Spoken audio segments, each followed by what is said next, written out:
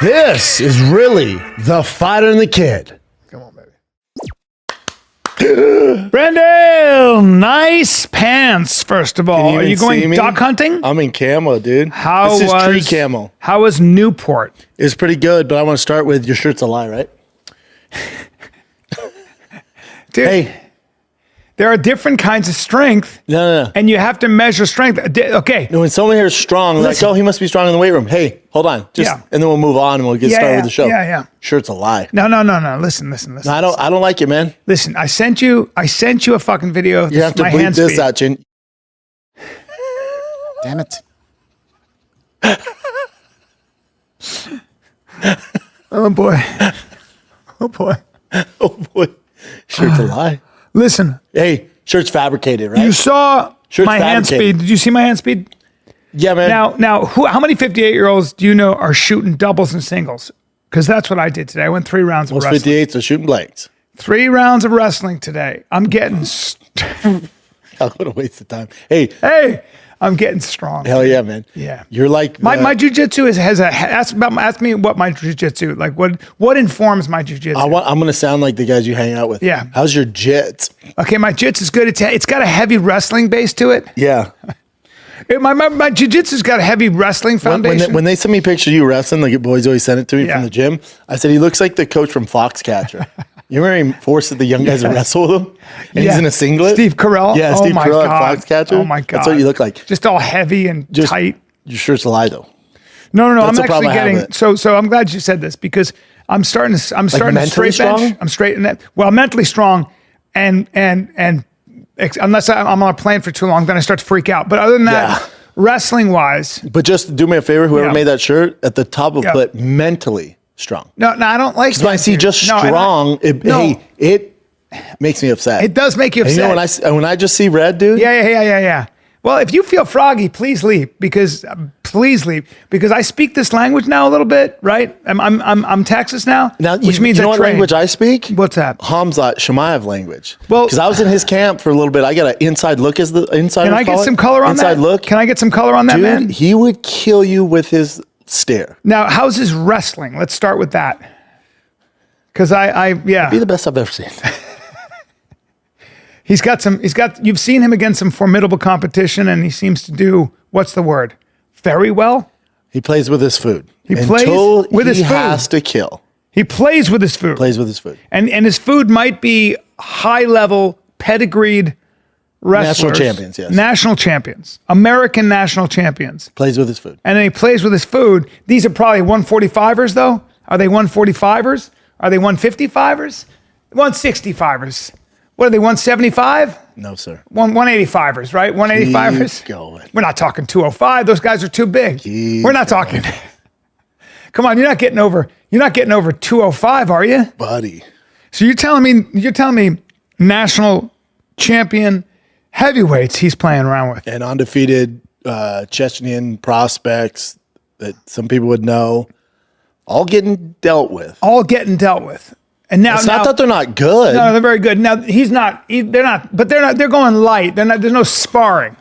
You know the old folklore of shoot the box? Yes. Where they'd knock each other out? Shoot the box, yeah. They went, we'll take it from here. Really? Oh, we're going to take a page out of their book. But they're using at least 16-ounce gloves. You would think, right? In 2025? Yeah. MMA gloves. But they're pulling back. What are they punching at 30%? Sure. Some people got concussed. And they're like, Shab, get in there. You know what? Probably good pass. 42. I'm a family man now. 42, family man. Get a suspect quad. Oh, yeah, suspect quad. Yes. When you get a guy at the prime of his game like that, was there a temptation to get in there and see how the old grappling? Yeah, I wanted to grapple and wrestle with him. You want to see what that felt like? Yeah. That's what I want to do. Yeah. But then it wasn't that time of the day. They were sparring. I went, I'm not that dumb. I would say you're very smart not to, only because it's very easy to just tweak a little something. It was also I'm getting older now and think I'm a little wiser. I went, this is an ego thing. You just want to see how you stack up. Here's at the end of the day, I'm still bigger and heavier. Yeah. So it's like, okay, you're gonna see how you stack up against an 85er. Yeah. Like that's not cool. That's an ego thing. Yeah.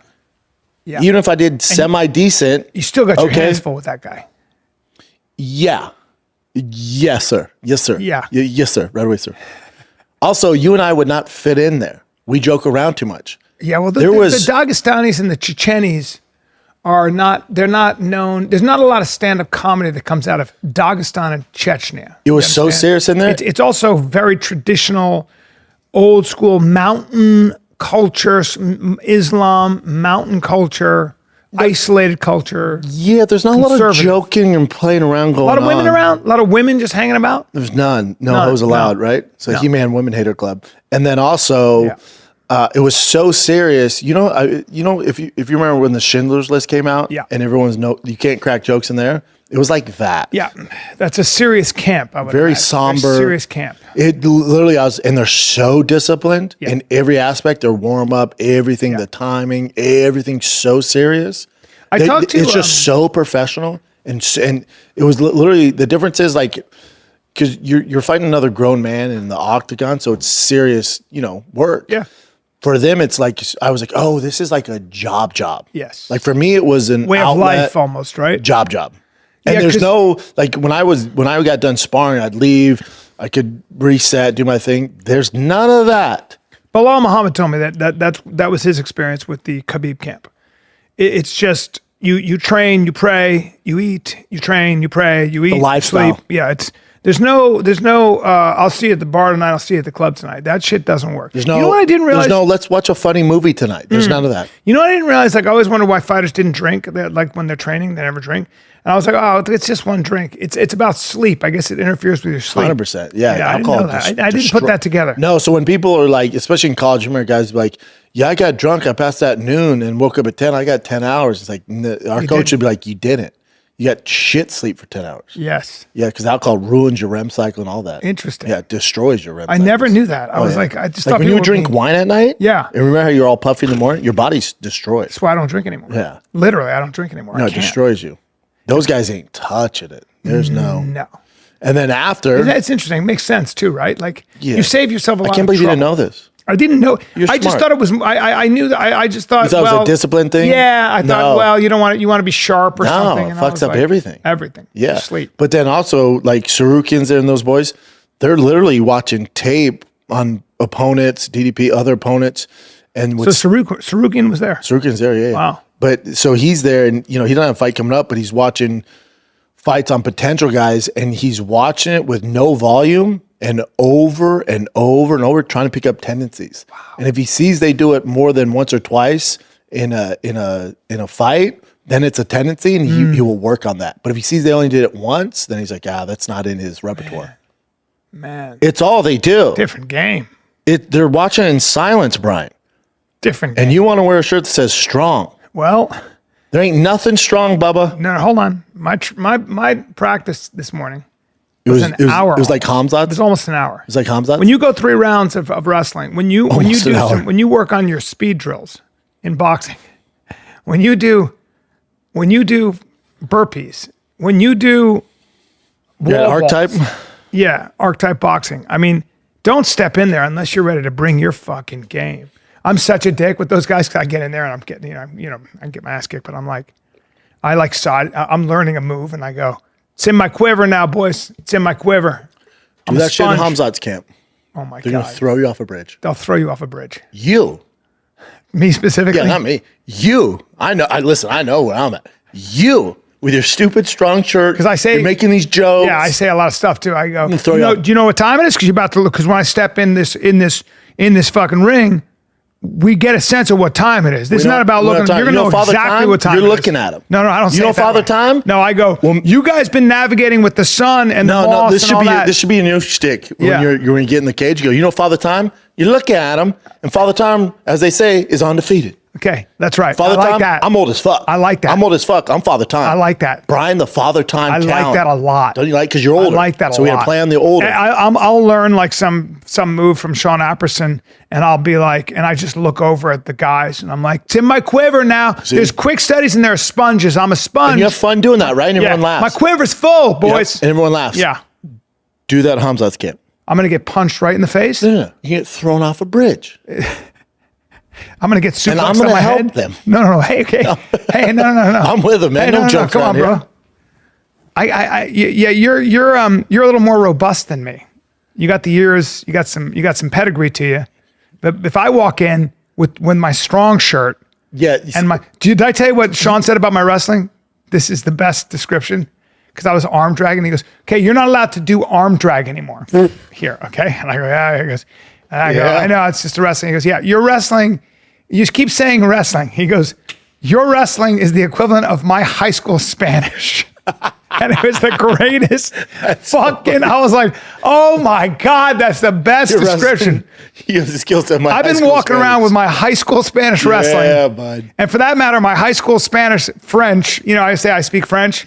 It's all a fucking wishy-washy sham. Bullshit. It's all bullshit. You get around a real French person. My high school Spanish boxing. Yeah. I'm a black belt in Taekwondo. Such a great all reference. good. It's such a great reference. It was so good, dude. I was thinking about the last time I actually competed in Taekwondo. I sparred in Taekwondo. That was in the 50s. It was. It literally was 77? No, it was 28 years ago. Right? So no, you wouldn't have done, was that in the late 90s? That's right, sir. No. I'm sorry. Before then. No, it was 1989. There you go. 1990. Well, that's where the 89 Master That's 35. Kim Black. Hold on. Yeah. That's 35 years Yes, ago, sir. Bubba. Let's not, hey. Oh, that's I'm your boy here. 35 I'm your boy. Don't years. lie to me. That's You weren't 35. competing in the late 90s. I sure wasn't. No. We're 88, 89. 35 Back to the years. Future's on. I was kicking around. You're swinging around your stupid I'm a fucking heels. Hamahenso Gracie blue belt. Not anymore. Yeah. That back when he was probably, he was like, it's Brian. So yeah, we'll give it to him. Give him a little blue belt. Yeah, give him a little By the way, blue belt is when you start kind of learning, but blue belt, you're just getting started. Yeah. Let's take a little break. Guys, you go to the doctor and you get a checkup. Cool. Everybody does that. The problem is it's not that comprehensive. And the problem is you have to go to the doctor. And the problem is you have to wait in the waiting room. And the problem is you don't really know how your doctor compares to other people. So there is a better way, okay? And there's something called Superpower Health. And Superpower Health basically is twice a year, you have somebody, a professional, usually I think they call them a phlebotomist. They come and they take your blood. And a week later, you hear pretty much, if you do it at a doctor, everything looks fine, all right? But Superpower Health is a completely different experience, okay? This is what happens. You take your blood. Twice a year, Superpower sends a licensed professional right to your door to collect a comprehensive lab panel, or you can visit a nearby lab if you want. And Superpower measures over 100 biomarkers. Let me say that again, 100 biomarkers. That includes your heart, liver, thyroid, hormones, metabolism, vitamin, even mineral levels, okay? Then you get a personalized action plan based on your results, all beautifully laid out in their app, plus access to your own private medical team to help guide you. This stuff, I've done this stuff many times. These services can cost you up to $30,000 every time you do it, okay? But this is the same level of testing and insight that pro athletes get, but at a price that actually makes sense. So stop hoping you'll live long, a long, healthy life. Start taking action, and for a limited time, our listeners get $50 off when they use code FIGHTER at superpower.com, okay? It gives you an initial plan, tracks your results over your lifetime. Each test builds on the last, gives you a full picture of your progress, and basically everybody believes at Superpower believes you have 100-year potential. So that's what they're here for. So for a limited time, our listeners are getting $50 off annual Superpower membership by using code FIGHTER at checkout. Just head to superpower.com.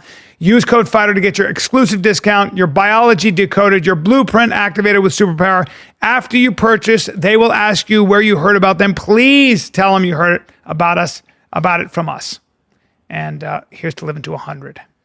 It was so good. I was like, wow, I'm at a high school Spanish level, and it's so spot on. Did you have to use any of your Spanish in Colombia? Because you were just in Colombia. I don't speak a fucking word of Spanish. It's tough. And it's very tough. Now, my wife does. So I was... She's fluent in Spanish? No, but she can speak, pretty well.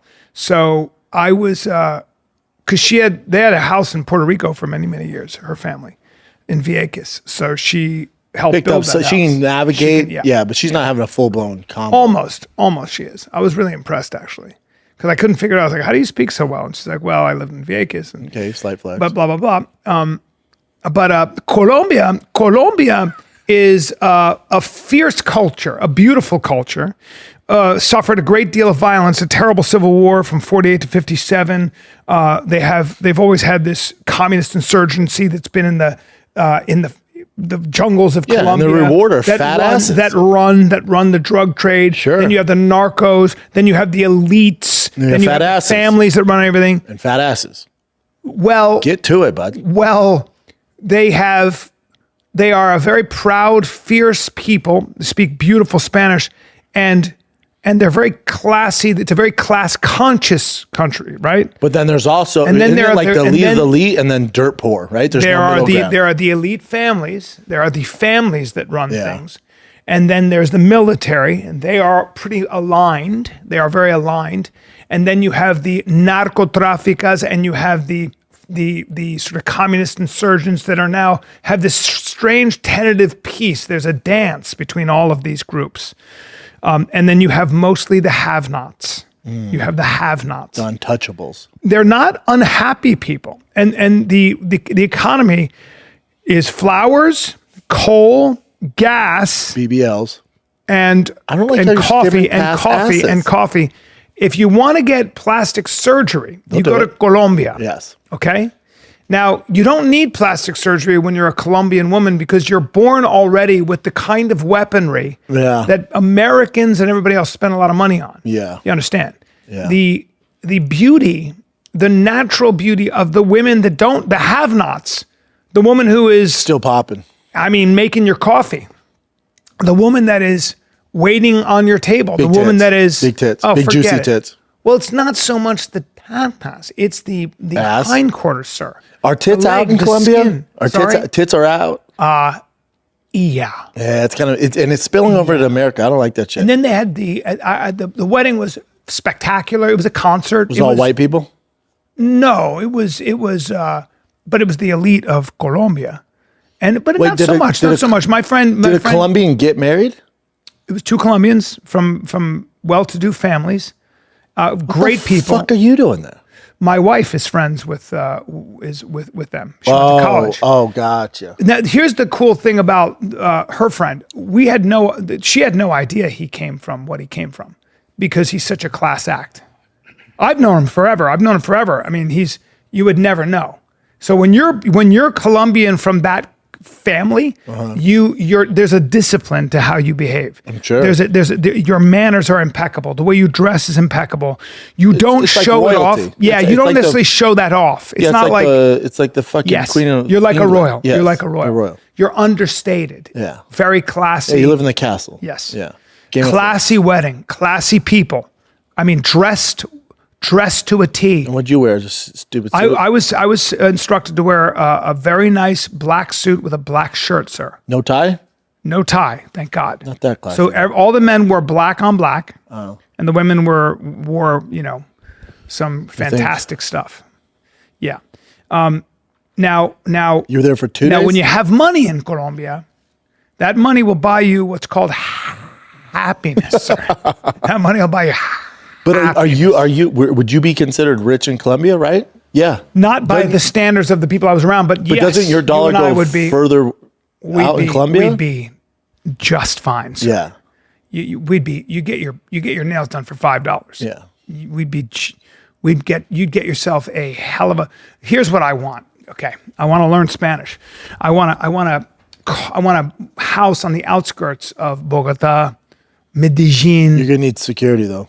You need security. Yeah. And they call you Don. Don? They call you Don Shab. Oh, I like that. Don Callan. Oh, I like that. Or Don Brendan. Don Bryan. Oh, I like this. Okay?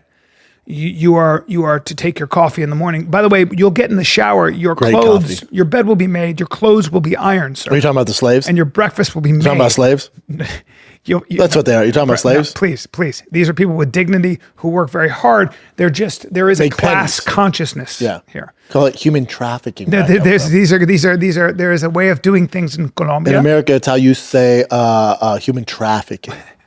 I'm not going to get into that. Yeah, slavery. What I love about Colombia, though, is that they've suffered violence, they've suffered division, but that culture, man, they're so proud of their culture, man. Yeah. It's the salsa. I was in Cali, which is the salsa capital of the world. Oh, did you salsa? Yes, I did. You should see them salsa, though. Oh, yeah. We had professionals show up. Professionals came to the wedding and were dancing with us. And they grab you and make you start dancing. They just grab the white people because they can't shake? 100%. Not a lot of whites, by the way. Really? Now, if you are of royalty in Colombia, you tend to have some Spanish blood. You understand? Not because remember, Colombia, that area had a lot of indigenous Indian people. Yeah, so more fair skin. Yeah, you'll see in Dominican Republic, you'll see in the Latin countries, people with fairer skin that look more Spanish, more European tend to be the ones who run the show. But having said that, and there were some Mexican elites there, some of the Mexican elites. Is that the Mexicanos in, huh? Yes, and that's also, yeah. Colombia is not a place. Like, you don't want to fuck around in Colombia. You would never go to Colombia. So in Europe, it's like Mexico, right? Like, if you're looking for trouble, you're gonna find it if you're playing the dark arts. Colombia's safe for the most part. Go to Colombia, but be respectful. Yeah. And understand that if you want to turn the volume up, they'll turn the volume up in any aspect. Meaning you're not coming back. You're not, just don't go there and think you're going to rule the roost. There's a way of doing things in Colombia. You know what place I feel like that's not like that? Maybe South Africa, but the Middle Africa, North Africa, it's not really like that. No. I feel like the trouble's going to find you no matter what. So in Europe, right? So in Ireland, in England, in France, in Germany, they're having a problem with a lot of young Muslim men from war-torn countries that come and are not assimilating in the country, and they find extremism, and they tend to kind of, or they take over. Yeah, there's a lot of this. They're losing their culture out there. There's a lot. Well, there's a strong Muslim fundamentalist movement in some of these countries, right? Yeah.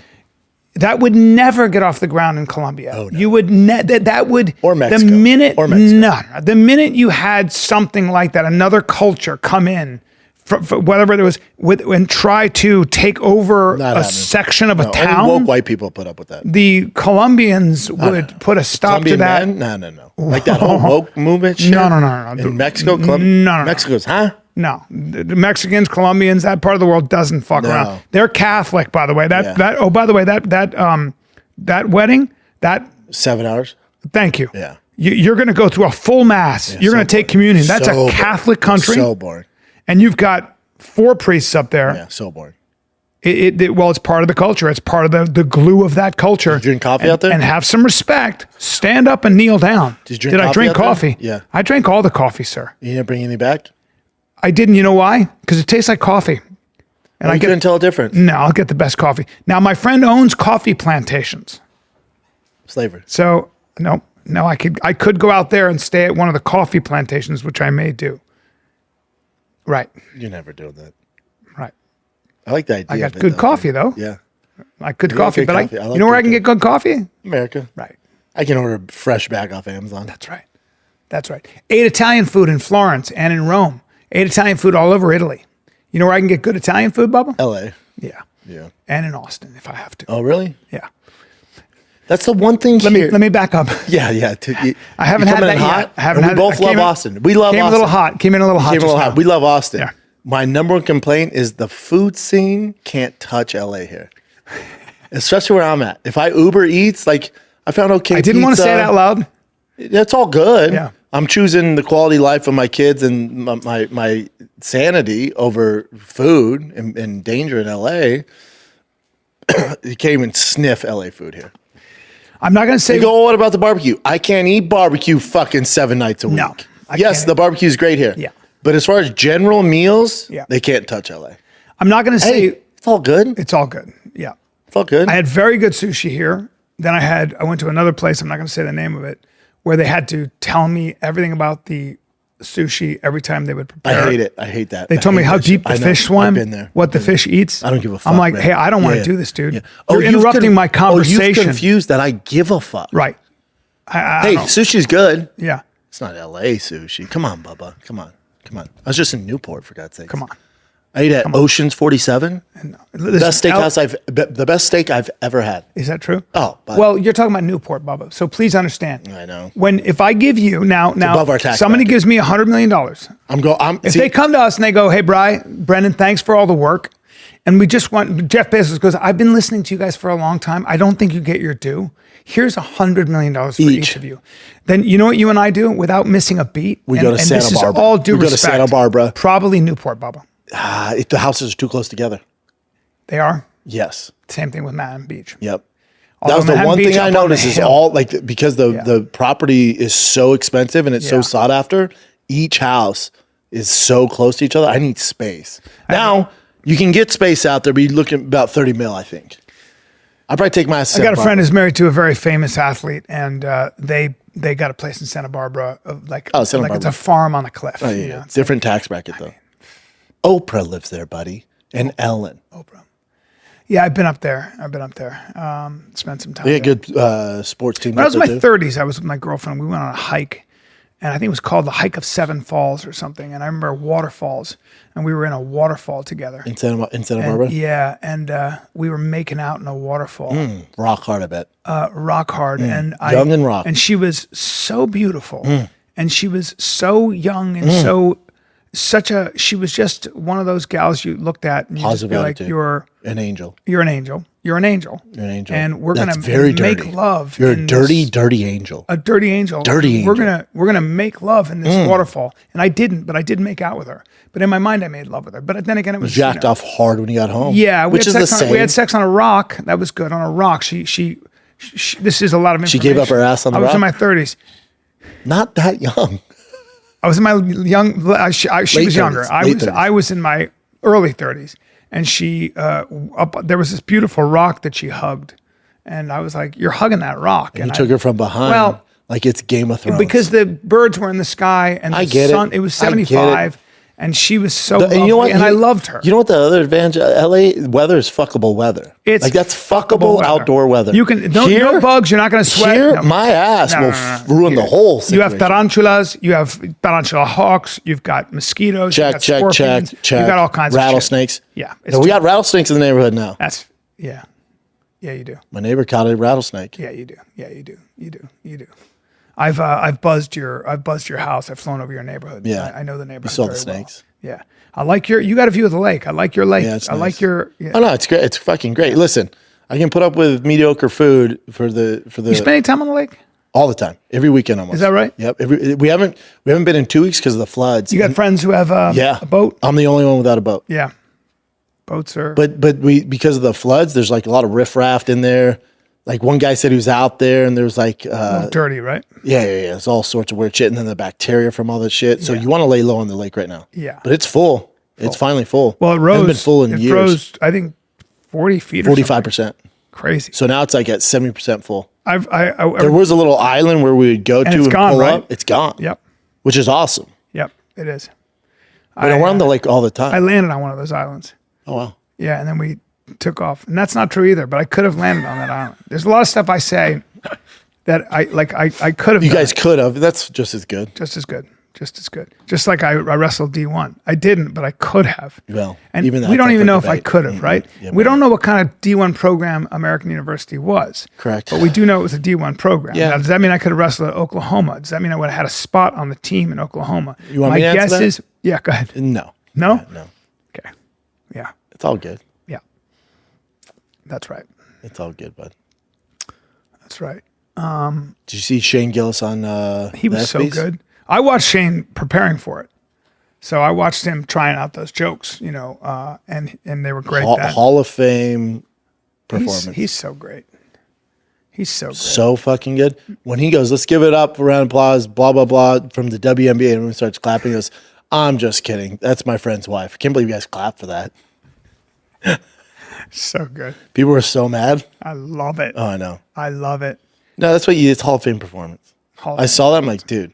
The crowd wasn't laughing. I had an Epstein joke, but it got deleted. Yeah. He's like, it's weird. Oh, we'll just forget about it. But what he did in the ball, I don't think people realize the balls that it takes to do that in front of that woke crowd full of those fucking weirdos. And people are like, the crowd wasn't even laughing. It's not for them. He did a Hall of Fame performance for the masses. Of course. He didn't give a fuck if that did the audience not laugh? I felt well, I mean, the real ones did. Yeah. Like Drewski's there. You got a bunch of the athletes. Some of them were laughing. You got to love Shane. There's nothing not to love about that guy. Legendary. What he did is legendary. People are like, oh, he bombed. It was such a bad performance. The crowd was even laughing. Did they say that? Yes. Yeah, that's hilarious. Idiots. That's adorable. And then certain ESPN people are adorable. They're just adorable. Yeah, but they're like, you look at the crowd, not even laughing. It's like, it's not for them. And he knows that. The masses is what he was going for. Has the WNBA made money yet? Nope. So when they wore us what we're worth, yesterday they wear those shirts that say, pay us what we're worth. Okay, you owe us each $40 million. We've lost $40 million every year. So if we're going to pay you for what you're worth, look it up. Look that up. I want to make sure that's true. Brian, they've never made a profit. No, they've lost money. That's what I'm saying. So when they go, pay us our... So the NBA finances the WNBA. Of course. So do they hold back money? You're asking... No, say, has the WNBA ever made a profit? And the answer is no. What you're worth. All the owners should go, okay, you guys actually owe us money. No, the WNBA never generated a profit. So what do you mean pay you what you're worth? You're not worth anything. You cost money. The league is heavily subsidized by the NBA with annual losses estimated to be in the tens of millions. Yeah. So when they say pay us what we're worth. Doesn't she know that? Caitlin Clark, don't they know that? Hold on. Don't drag Caitlin Clark in this. She wasn't there. She wasn't. She didn't take part of it. Love her. And the other woke bitches like Kelsey Plum were like, oh, everyone was there. We're all in solidarity. But Caitlin Clark wasn't represented there. Because she knows that she's the only, probably one of the few people that's going to generate a profit. She's the only one, Brian. And they hate on her. No, I think I could have sworn I saw her wearing a T-shirt. Did you see Shaq? She wasn't at the meeting. Like when all of them came together. But during practice or warm-ups. Oh, I'm sure they have to wear it. She's not going to not wear it. But she wasn't at the meeting where they're all talking about it. Did you see Shaq say to RG3 on a podcast? He goes, hey, leave Angel Reese out your mouth. I'm going to punch you in the face. I'll punch. He goes, hey, RG3, I'll punch you in the fucking face. Leave her alone. Leave that girl alone. Like that. It was fucking He was great. dead serious? He was dead serious. He goes, I'll punch you in the fucking face. Now, if Shaq says that and he studies MMA, you're getting the shit kicked out of you. He's a big fucking dude. I mean, yeah. RG3's not. Neither one of them's gonna. He's not hearing a peep out of RG3. They're not gonna do shit. No, but if there was a situation. Yeah, RG3 be in trouble. They're not gonna do shit. No, but Shaq's not dumb enough to punch the lawsuit. But it was great. He goes, "I'll punch you in the fucking face." Yeah. Said it twice. I mean, they're fighting over women's basketball. Who gives a fuck? fuck? I guess he said some shit about Angel Reese, and he likes Angel. He's friends with her. Oh, yeah. She went to LSU. Yeah, he loves her. Looks like Keith is here, so. All right, let's stop it. Keith Jardine. Let's take a little break, man, because looking for the perfect buzz without the hangover, meet my little drinkable friends at Breeze. An incredible... Breeze, spelled B-R-E-Z? Yeah, dude, like the Summer Breeze, an incredible functional beverage company revolutionizing how we drink. Their line of feel-good tonics offers a unique blend of hemp-derived THC and CBD. Functional mushrooms, I hear. Bro, nootropics, adaptogens. Yep, create a social, relieving, euphoric effect without the traditional downsides of alcohol. And no, these aren't like your typical edibles, which can be a nightmare. You never know how much you're taking. It's a disaster. But you feel each blend within 10 minutes, right? Yep. And the effect will last an hour and a half? Correct, dude. Similar to cocktail. It's mellow enough for your moms to try, but stackable if you're trying to get ramped up. So whether you're looking to turn up, tune in, or tap out, Breeze has a beverage to help you feel the way you want to feel. Ready to experience the future of drinking? Say less. Head to try.drinkbreeze.com/TFATK. Use the code TFATK for $5 credit and free shipping on your first order. I will say this. My wife has been drinking these. She loves them? And she loves them. Breeze. Loves them. Drinking has evolved. Yep. Consult with your physician before use if you're pregnant, nursing, have any known or suspected allergies or medical conditions, or taken any medications. FDA is not evaluated this product or for safety or efficacy. Products are intended for 21 and over. Breeze. Take that shirt off though, right? Well, I'm strong. Take the shirt off. Yeah, I'm strong now. Strong guys nobody will know if he takes the shirt off. Strong guys don't have to wear shirts that say strong. No, the thing is, dude, no, hold on. My hand speed is scary, and my wrestling is, I tell you how. A lot of people comment on that online. I see a lot. I watch. A lot of chatter. Dude. How about we were laughing because Sean Apperson, who's fucking old school black belt and wrestler and great, and he, I take jiu-jitsu so I can teach my son. He says the old school, like he says that, like, because when me and Sean came up together, when we were doing, He's known him 2 months. You read a book about him. I read a book. Too You know, when me and Dan Gable were moving around, Yes. you know, he has a real grip. Hey, you I know? went to Dan Gable's wrestling camp in Iowa. I know you did. No, I know. but you did. so I was talking about wrestling. you I was did. talking about wrestling. I was doing arm drags, and he goes like this. It was the greatest thing. He looks at me and he goes like this. Throw that in. Yep. He goes like this. He goes.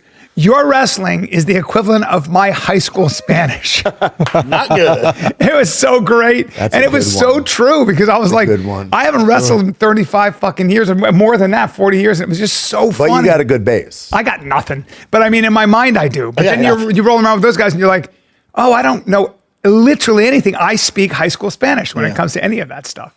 I It's watch great. now online. I watch like JJ Howland or something like that, or these guys that are putting wrestling camps on and shit. Yeah. And you watch the holes they create for people where it's like all of a sudden they're not there and the dude's on his head, and I'm Yeah. just like, that's beautiful. I mean, there's a real beauty in There's that. a beauty. that Jim, I ready to like. go, Chin? We're good. We're Boxing is good? what I like watching. It was good. Introduce our guest, Brian. Tait Fletcher, Keith Jardine.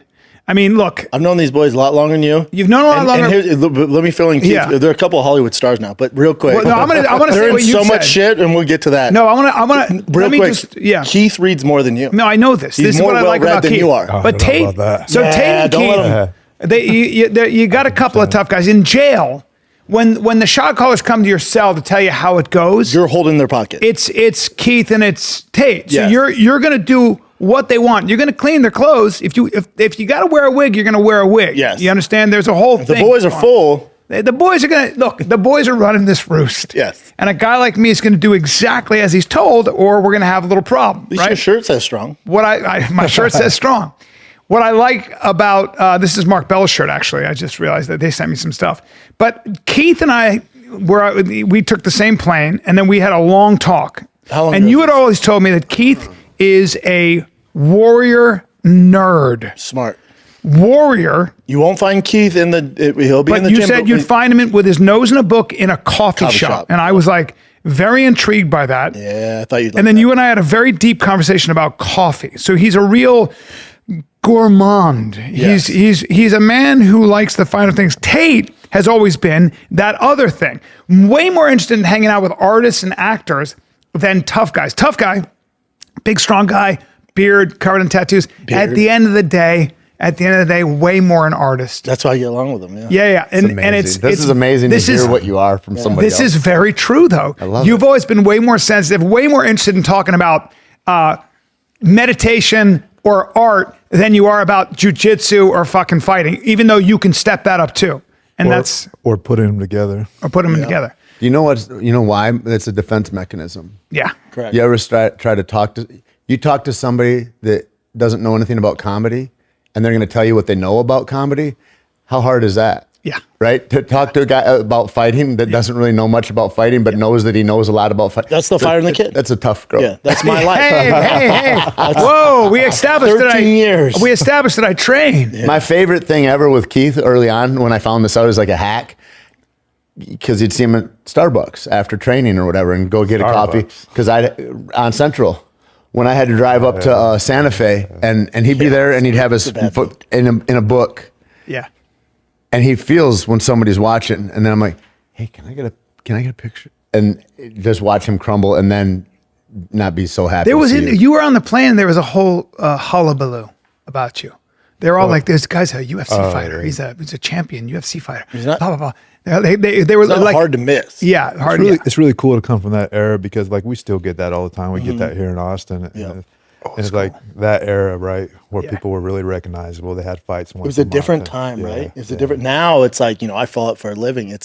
I'll look at some of the undercard and main cards. I'm like, fuck, and I'm balls deep, and I'm like, I barely know these cats. Yeah. There's like stars, Stars.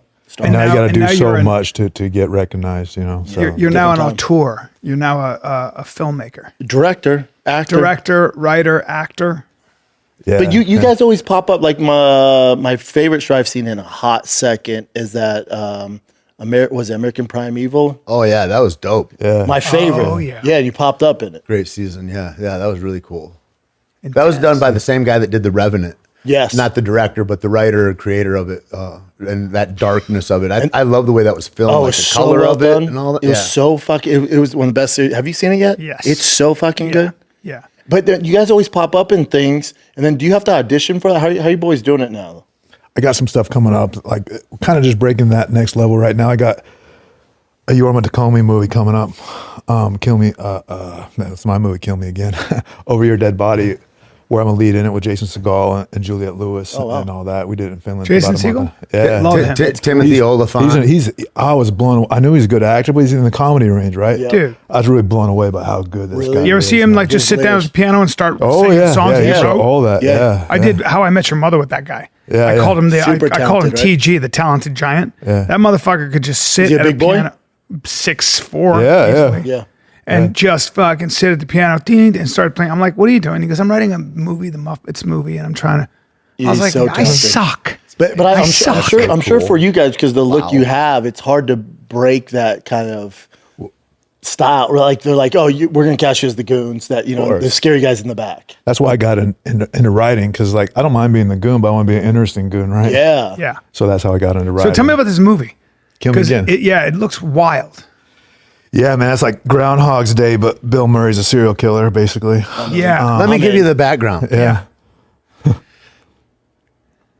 2019 or something like that, maybe a little before, Keith starts writing voraciously as if he's going to fight for a championship belt, right? Like 8 hours a day in the coffee shop from 8 to 8 all the time, takes a half hour off to go do push-ups in the parking lot, comes back in and writes more. And he's just at his computer with a bunch of blue-haired, every college student you can imagine, right? And then him. And that's what his life's been for the last 6 or 7 years. And if you want to meet him, right to what coffee shop. Anyway, he's got 5, 6 scripts, and you start and beautiful. One made me cry. It's insane. Like, it's really beautiful. You can't wait to get through it and all that. And we have all these scripts that are together that we want to create shows about. And then all the strikes start happening. Mm-hmm. Yeah. And so everybody's out of work. Yeah. And then Keith is like, well, we have a window where everybody's out of work, and we got a lot of goodwill with grips and electricians and sound people and DPs, and they need a job. And so we can bring in great people at a lower rate that'll be our low budget film. And then he writes a script based on that idea, goes, where can we do it cheap in this spot? Like a one shot. And he puts a goddamn script together in weeks to film a month or 2 months later. That's impressive. So, and that's the background of what this is. That's how good his writing got, to where I can specifically shoot at this fucking mark. Yep. That's very precise, and I can make it work. I want to say that's how good it got, because writing's a crapshoot. You guys, you write, it's like I've been working on scripts for years now. This one just fucking came together. I wrote the beginning and the end in August, and I started raising money. I knew I had a good fucking movie. I can't believe this hasn't been done before. This is great. Yeah. And it's just flowing out. The character's amazing and all that. And I wrote the beginning of I got a Bambi on July. I wrote the beginning and end in August. And then I was just raising money, hiring people, hiring crew. We're going to go in November. How hard is that to raise money? Oh. Is it a beast? Impossible. Especially for me to come out to somebody like. That's what I'm saying, because it's not like it's Leonardo DiCaprio where it's an easy sell. Yeah. Well, that's the thing, is we don't have a big actor in it. We have an amazing world class. We have a great actor, but he's not well known. Like he's not A-list, but yeah, to go up people. Like I had my short that did really well. I won Best Actor and Best Director. It was a 4-time Academy qualifying festival, so it did really well. And that led me to do this, be able to do this. And so I had a calling card, like I did this, it was successful, and just approach people, like you said, hold your hat out. Like, that's so hard for me to do, man. I got this. I can't imagine. And then, I can't imagine. But then you do it, like some people make you jump through fucking hoops, and it's not like me. I'm going to be a monkey for you. Yeah, whatever it takes. Because it's from my art, right? Yeah, and you're not going to stop till you get it. Yeah, but Darren White was the main guy that came through for me. He's my partner. He's always my partner, because he's the one that, I didn't have the money. Fuck, talk about stress, man. I didn't have SAG approval to get the waiver. I didn't have the money. I got all these people. We're doing fucking Zoom meetings, together meetings. I got all this whole building. Such an act of faith. Building the product, the site, the locations, everything, man. And then wardrobe, and then now like we're weekend. I tell Darren, like, Darren, these guys can't know I don't got the money yet. Like we're shooting in a week and a half, and like I'm not sleeping, man. And what kind of budget are we talking? Like, what kind of money do you need to raise? This one's under 2. Still a lot of money. 200. Right. No, Or 2 mil. 2 million. It's actually, I don't know. It's a lot of money. But it's a lot. money. It's a lot less than that. Yeah, but I don't it's wanna a say lot what to it- create a movie. Yeah. Yeah. Well, You're Plus, people don't understand. you're asking people to roll dice. and all the favors and people rolling dice for points on the movie and all that. And Well, wait, anyways, so forget all that because that's always impossible. That's fucking impossible. It's a given. You wrote Groundhog Day about it basically with a serial killer, which is a great premise, hilarious. It looks almost like a black comedy. it's very funny. It's very dark. It's twisted, man. It's twisted. Like I beat the fuck out of this guy, man. It's twisted. And what I do, and like I was inspired by a lot of true crime. Like before this, we're all infatuated by serial killers. I love it. I can't get enough of it. And we kind of make heroes out of them, and we kind Yeah. of make celebrities out of them, Yeah. and we kind of root for them. And I make you do this in the movie, and you do this, man. He's a really, really bad guy. Establish it right away. Like this guy's. Sociopath, yeah. Yeah, and then we end up rooting for him and liking him and wanting him. That's to do what well. Sounds of the Lambs did so well. Yeah. When that came out, it was the first time you had a monster that was also polite and cultured. And when she said he wouldn't eat me, it would be impolite. Yeah. You know, we all just went, fuck, it was so genius. Because they opened the movie with him saying, you were so polite. And then you jumped the vulgarity to now get to the his point. vocabulary was We were having a insane. conversation. Yeah. I listen to great music. I play chess. I'm a cultured effete. I'm a man who, you know, knows the meaningful difference between the finer things in life. And you now want me to fill out a questionnaire? Yeah. A questionnaire, because you can get my psyche with a question. And has What? this always been the plan? Like when you were in the UFC? Because I didn't know you guys were into. I wanted and all that to be an actor for sure. I wanted to be an actor before. I didn't know what that meant. UFC led to that, and then I was an actor for a while doing shit, and then spent all my money going to LA for auditions and trying to make it work, and then stunts saved my life. I did some really big stunt jobs, and still until recently, stunt saves my life because it's the only thing that really pays, right? Until I got into Paul Thomas Anderson film, and that was huge for me. And then He's so talented. Oh, you know who that is, B? No. He did Magnolia. He did There Will Be Blood. Oh, wow. He did. What else has he done? He's got a movie one of coming the out that looks great. fucking He's one of the amazing with greatest DiCaprio. directors. I think any director. he's our Kurosawa. Yeah, I mean, any director will tell you he's like just on a whole nother level. Let me see all the movies he's done. He's get them under your belt. That's Inherent Vice right there that I did. Phantom Thread. Oh my god. Yeah, he's just phenomenal. Magnolia with Tom Cruise. That scene with his. Forget it. Yeah. Forget it. What else? Chin, I can't see that. Can you can't see it? Can you read those off? You gotta Yeah. zoom in. Jim. Licorice Pizza, Phantom Thread, Inherent Vice, Yeah, Inherent Vice. The Master, There Will Be Blood. Ooh, That's The a Master huge was one. huge, right? Yeah. There Will very Be Blood is complex. massive. Punch Drunk Love, Magnolia. Punch Drunk Love is like we great. said. With Adam Sandler, that's Yeah. great. Boogie Nights, Boogie Nights. I love Boogie Nights. Did Boogie Nights. Yeah, he's Hard phenomenal. 8, Dirk and the Diggler. Dirk Diggler story. They're going to remake Boogie Nights with No way. McGregor.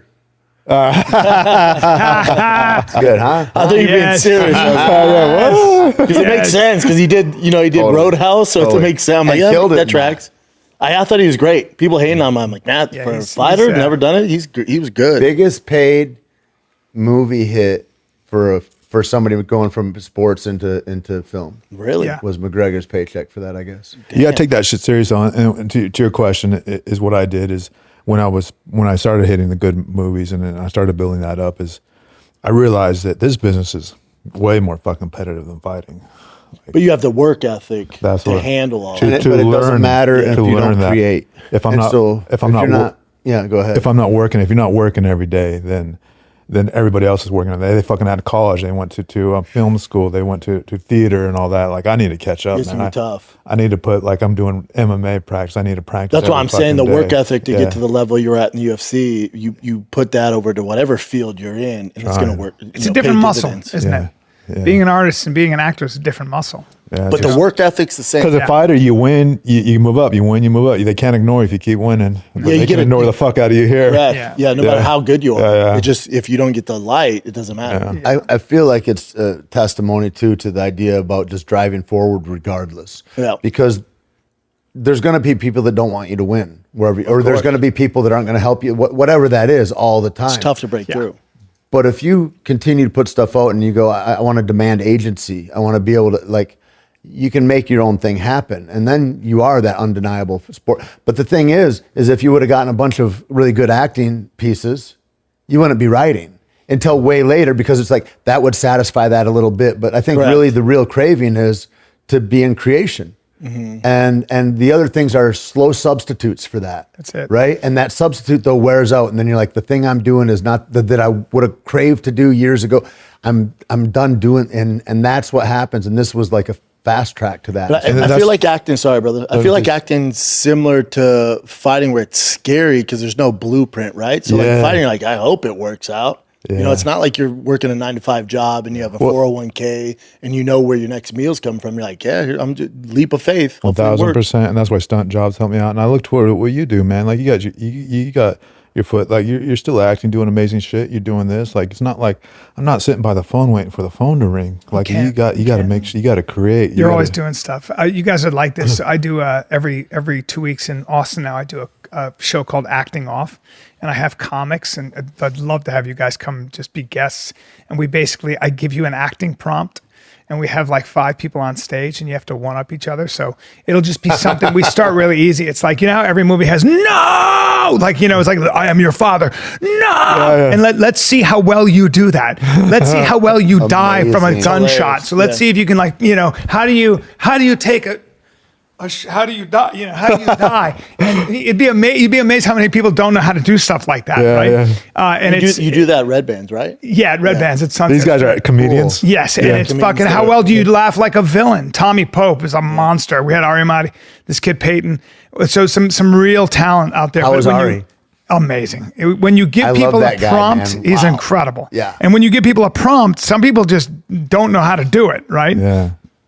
Other people take to it like that. Then you can direct them. So it's like this great competition. Then I have them redo famous scenes. Right? I have them redo like the scene from the Titanic. Let's see. I'll make a man play the Kate Winslet role when she's on the door and he's freezing. How well do you play cold? Can you talk? Can you break hearts? You know, you'd be amazed how many people can't do that. And so we do that. Yeah. Then I'm going to have a camera on you. It's going to be a huge screen, and we'll see how well you do close-up face acting. Yes. So I'm going to go convey lust. And you have to be you know, or convey fear. You know, let's see how well you did. Then we're gonna have old movies, like an old kung fu movie, and it's gonna be in another language. And I'm gonna give you a mic, and I'll have a mic, and then we have to just dub what we think they're saying. Dude, this is great. It's gonna be a great idea. It's great. So that's my new live show in Austin. I'd love you guys to be involved. I want to be there. 100%. I'd love to have you guys. When you guys go on set, I assume most people are aware of your background. Yeah, that helps. And what you said about fighting too, and like what you said there, what was a big breakthrough for me is like, when you come, especially as a fighter, when you come into acting, you want to be contrived in everything you do. I'm going to do this because this looks cool. I'm going to be Clint Eastwood in this scene. Yeah. But just learning how to be vulnerable. Yeah. Like for you, you know, for both you guys, the way I would direct you, if you were villains, you guys are tough guys. Just be straight. Not even straight. I would have you take care of me. Yeah. You're terrifying. So I would fix, you know, I mean, just to have a guy like you kind of take a look at that I have some lint on my shoulder, clean me up a little. Just I got some stuff. You all right? What's going on? You know, you were saying very kind. You were saying too that, and that's huge. I mean, you know, it's so easy when you were saying the close up on the face acting. It's like all of those 100% are going to be overdone, right? Yeah. Look surprised. Yeah. And it's going to be like, okay, settle down. Yeah. You know, but this thing about like, your past precedes you. Yeah. And it helps. There's a thing where it's like you've done a thing before and cool. You're stereotyped. But that thing fucking dictates you, man. I know. And so however you come into the thing is like, because it's not just like, can I express myself in a different way? Can I blow the shell off of what you think I am to become a different thing? And it takes a long time. And it takes a long time, and it takes opportunity. It wasn't until I was just on set for this next season of Gen V coming up, and there's comedic parts and all that. And this guy afterwards is just, I mean, to get acknowledgement like that about like, fuck, your timing is like, yeah. But you don't get an opportunity to do that with consequence where it's going to matter to other producers are going to see it until something like that, unless you make your own thing. See, I would cast you as a therapist. I love I would love to see you play a therapist. Let's go. That's so much more interesting to I'm me. loving you making a movie that you're going to direct us in. Yes, I would. I would. I know why we came here. That's it. I had an acting teacher one time. I came in to do a scene, and I had to. It was a long day's journey into night. And the role, I believe it's Jamie. If you're not drunk, you can't do the scene. So I come in and I'm drunk, and the teacher, Jeffrey Tambor, he's a Emmy Award winning. He's phenomenal. He was in Transparent, right? Yes, Jeffrey's done everything from And Justice for All. He's one of the great actors. And so you're actually drunk, or you're playing drunk? I'm playing drunk, and he said, I have to stop you. So he goes, interesting. I've never seen anything like this. Very bizarre. I was like, well, what do you mean? And he said, I mean, you're a drunk and you're trying to fall down. Drunks try to stand up. And I went, fuck. Yeah. You know, when you come in and you die, when you get shot, what a cool you don't. cue. Right. When you're not trying to cry. You You're trying don't to not die. cry. Yeah. You don't die. When you get shot or you get stabbed, you're trying to live. Yeah. You know, you're struggling. And when you have, you know, when people come in, if somebody has an illness, you ever meet somebody in real life who has an illness, they're not coming in going, no, they're most ashamed of it. They are protecting you. Mm-hmm. They're treating it like it's an inconvenience. Yep. What breaks your heart is when you know they have 2 weeks to live and they're treating it like an inconvenience. My buddy did that. Yeah. He had too much pride to let you know that he was going to die. Mm-hmm. So he didn't let us know. He didn't let us know. He told me everything. I have a text. He died 2 weeks later. He said a text saying, I'm just busy, bro. I'm just decompressing. Not from you. We're going to have a great summer. He knew he was dying. Yep. That's what real people do. And that's when you see a great actor do that. That's why Philip Seymour Hoffman was so fucking good. Yeah. God. Yeah.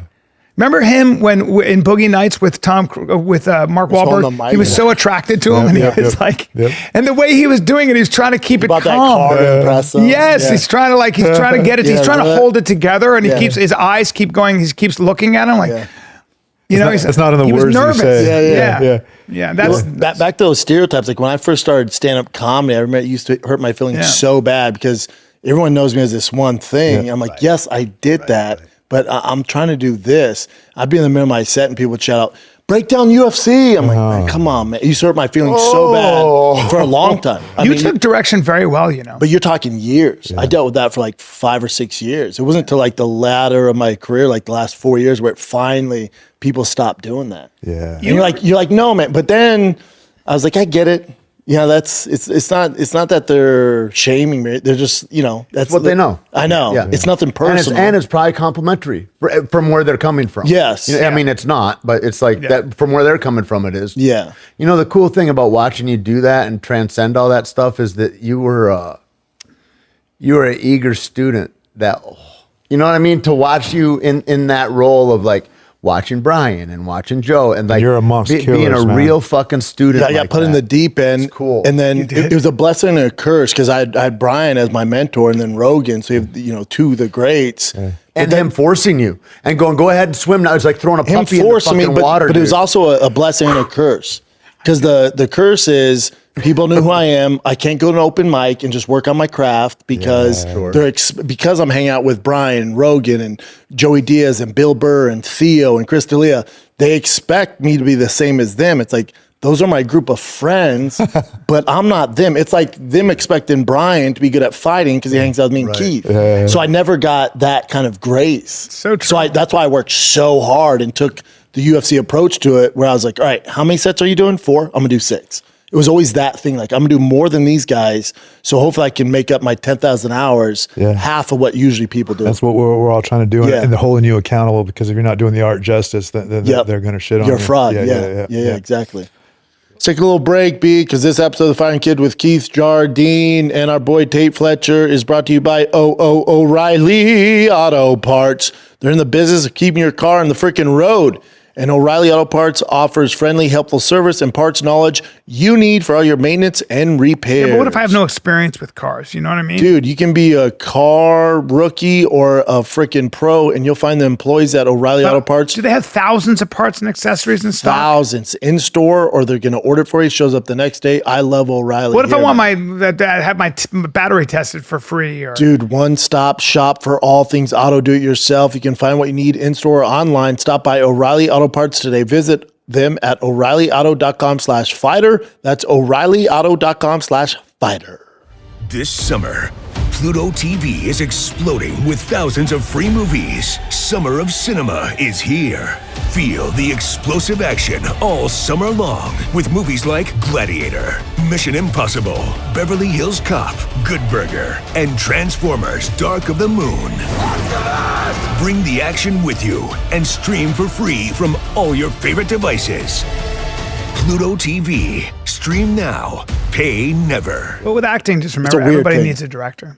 I don't give a fuck who you are. Oh, fuck yeah. Oh, yeah. Meryl Streep, it doesn't matter. You need a director. Every fighter needs a coach. Yeah, you Doesn't can't matter. see what you're doing. And I directed myself in my first you short. can't, dude. You need a director. You need. That's why whenever I tell people and they go and they have auditions, I'm like, listen, motherfucker, you should be working with someone like me. Yeah. You work on an audition with me, I ask him, I promise I will get you there. Mm-hmm. But if you think you can just go and read lines, fuck off. Yep. You can't. You're not respecting. Yeah, I can help you. You're not going to be able to compete. Find somebody like me who just really studied it. Yeah. Because I can help you. I can, doesn't matter. I'm sure you're just as good as anybody, but you need someone to kind of give you, you're too close to it. Yeah. To give you that when you walk in a room, you have to do the unorthodox choice. Yeah. And you have to come with a character. Because the problem is, if you don't come with the writer has something in mind. Yeah.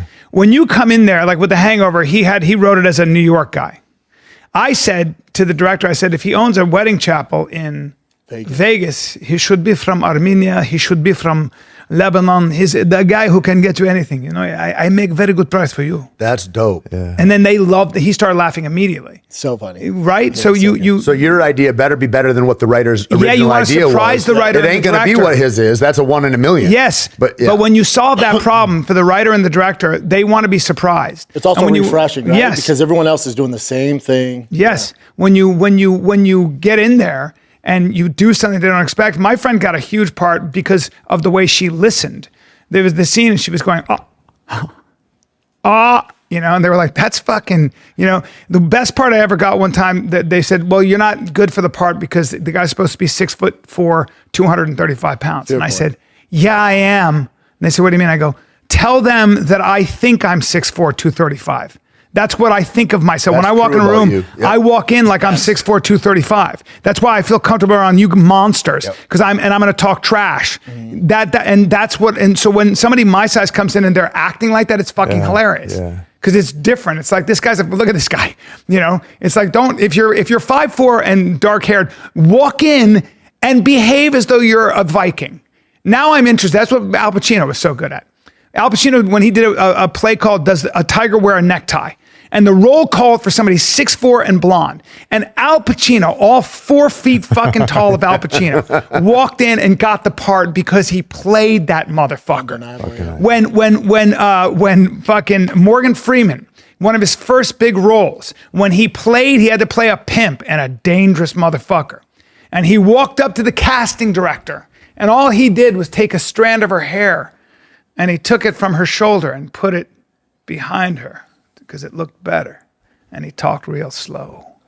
And they said, damn, you've done this before. For real. Yeah. He hadn't, but he understood. Or maybe he had. Certainly in his imagination he had. Yeah. Or like a hitman. I got a big part one time because I couldn't figure out how to play this hitman, I was thinking about it. Then I thought to myself, okay, I'm going to try something. So I went and I did the role, right? And he goes, you're not right for the part, but what the fuck were you doing there? And he ended up giving me a part later for his next TV show. But he goes, what the fuck were you doing there? And you know what I did? I said to him, I think if you're playing a hitman, you have a very precarious relationship with life and death. I mean, I don't think you can take human lives and just walk away from that. So I think that you're always a nose hair away from turning the gun on yourself. this time around, maybe you're not going to kill that person. I think I might kill myself. There's that idea, right? That idea that sort of I can't handle. And when you play that, when you might do that instead of kill the person, it's fucking interesting because it creates tension. Do you guys feel any responsibility? Because there's a lot of, it is what it is. Every fighter wants to be a movie star, right? Or a rock star. Like there's that similar path. So you'll see guys like Connor got into it, Cyril Gahn, Woodley's been doing it. So guys are kind of leaking over, but you guys were the first. It's kind of like podcasting. Like I was the first one ever to do it as an athlete. So when I see guys doing it, I'll usually reach out and like, here's some things that I did wrong. This is what you should do, man. We need to talk because we got our podcast. We just started, but yeah, absolutely. I see those guys, and that's the thing. Are they going to be art what is due? Because you might come in and do a role a little bit because you're somebody, but they're going to forget about you really damn quick. Correct. They don't care about what you did in the UFC. I had to separate myself. I turned down roles that had anything to do with the UFC just because I lost roles right away because, oh yeah, like, well, it's good, his audition's good, but like we need a real actor for this. This is a real, you know, and just to separate yourself from that, to make yourself in this new venture, like you got to really put your work in. Like you ask if I get a role and I didn't read for it, like I'm still using my coaches and all that to get, I'm going to do the lines and all that. And just because I get that direction from the coach, and it might be something completely different on the day, but I have that direction. I'm finding the holes in the script and the problems and all that, and I'm finding answers. So on the day when the director, and they went like, oh yeah, but this isn't comedic. I want this to be like serious. You're going to kill this motherfucker. Okay, well, then I can go this way really easy because I've already done the work on the thing. Like, just give it a, like. Can you guys remember a movie? Was there a seminal movie that got you interested in this whole business? Oh, acting. Go ahead. I used to watch Robin Williams and just be marveled at. I would marvel at his stand up when he was doing cocaine. I mean, it was incredible, right? It was like a runaway train. Yeah. And seeing that, and then seeing him in like Hook or something like that, and I was like, there's something about seeing the breadth of a man. And going, wow, he's here and he's here. And then there's this idea about, you know, I had a crazy imagination as a little kid too, about playing all the characters that occur in life, you know. I love this idea, like Einstein's got a great quote where he says the delusion of mankind is that there's more than one of us, right? And in this idea is that like, we're all living every life, right? And what's a place there you can be where you can do that is like in story, is in this mythology of cinema that we have in this way.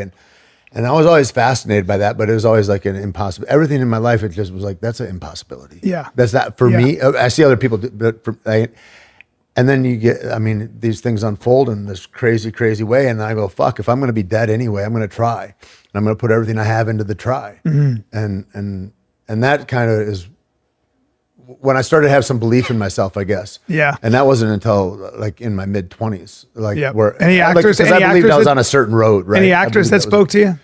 I love Johnny Depp. Watching his career all through. I loved watching the guy that is really great. I think is Iron Man, right? You see Robert Downey Jr. and Chaplin. You see Chaplin? Yeah, he's great. Holy Christ. Phenomenal. You know, you see performances like that. And Charlie Chaplin, I used to go to, my mom was an artist, and she would go, and she worked at the museum in our town.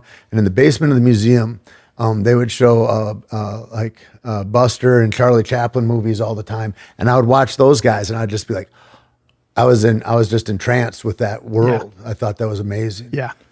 Yeah. Like Benicio del Toro. Yeah, man. Amazing. The way he does so much without doing anything. Yeah. And on the other side, I like actors like Joaquin and Juliette Lewis that just fucking go for it, man. And just so vulnerable. Like, I don't care what Juliette Lewis is something else. I just met her in the airport. Yeah. She came up to me and started, she came up to me and just like, you know, so nice. And yeah, she's the best. Like, we were buds on this show, man. And that's cool. You were on what? We were on the show with him just now. And it was great, man. She's so talented, man. Maybe it's because I come from the same cut of cloth, but like whenever I see a former UFC fighter attempting something else, I'm like, good luck. Yeah. Meaning like, he's not going to stop, man. If it's a guy that has been in the UFC a while and he has a work ethic, I'm like, I'm telling you, you guys make fun of these guys, but just wait. They're not going to stop. If his mind's right. If their mind's right and they're actually passionate about it, good luck competing with them. Yeah. Good luck, whatever it is. With Woodley in music, this guy doing this, whatever it is, podcast, and I see them getting started. I'm like, good luck, man. These guys are going to be monsters. You guys make fun of them now. See that with a lot of football players. Once they learn start a podcast, they go all in. You're like, they do, but because they start for the wrong reasons. Like you'll see guys that start podcasts and they'll be number 1, number 2 for a few weeks, few months, and then all of a sudden it's like, what happened? Or even UFC fighters, like they don't do the podcast anymore. No, because they start for the wrong reasons. Oh, I'm going to do it because I see people making money. It's like, buddy, it takes so long to get there, when the lights man. go off. Yeah. And when the lights go off on your career, it's fucking cold. And if people are just looking to get warmed by lights, and they're like, "There's another thing where there's lights over there," They want attention, and they go, and if that's the thing, well, fuck, that's not sustainable. And that's kind of the trap too. And I do have a story about this that we'll be doing pretty soon, which led to Kill Me Again. Like There's the one that made me cry. It's called Killer Jack. The studios covered it, and they like to do it. But who's going to direct it, right? And who's going to do it? Because it's clearly not going to be me. So that's why I went and rushed this one in, so I could have something under my belt that, okay, I can do this. When is that coming out? When can I see this movie? Well, this Kill Me Again is on August 8th.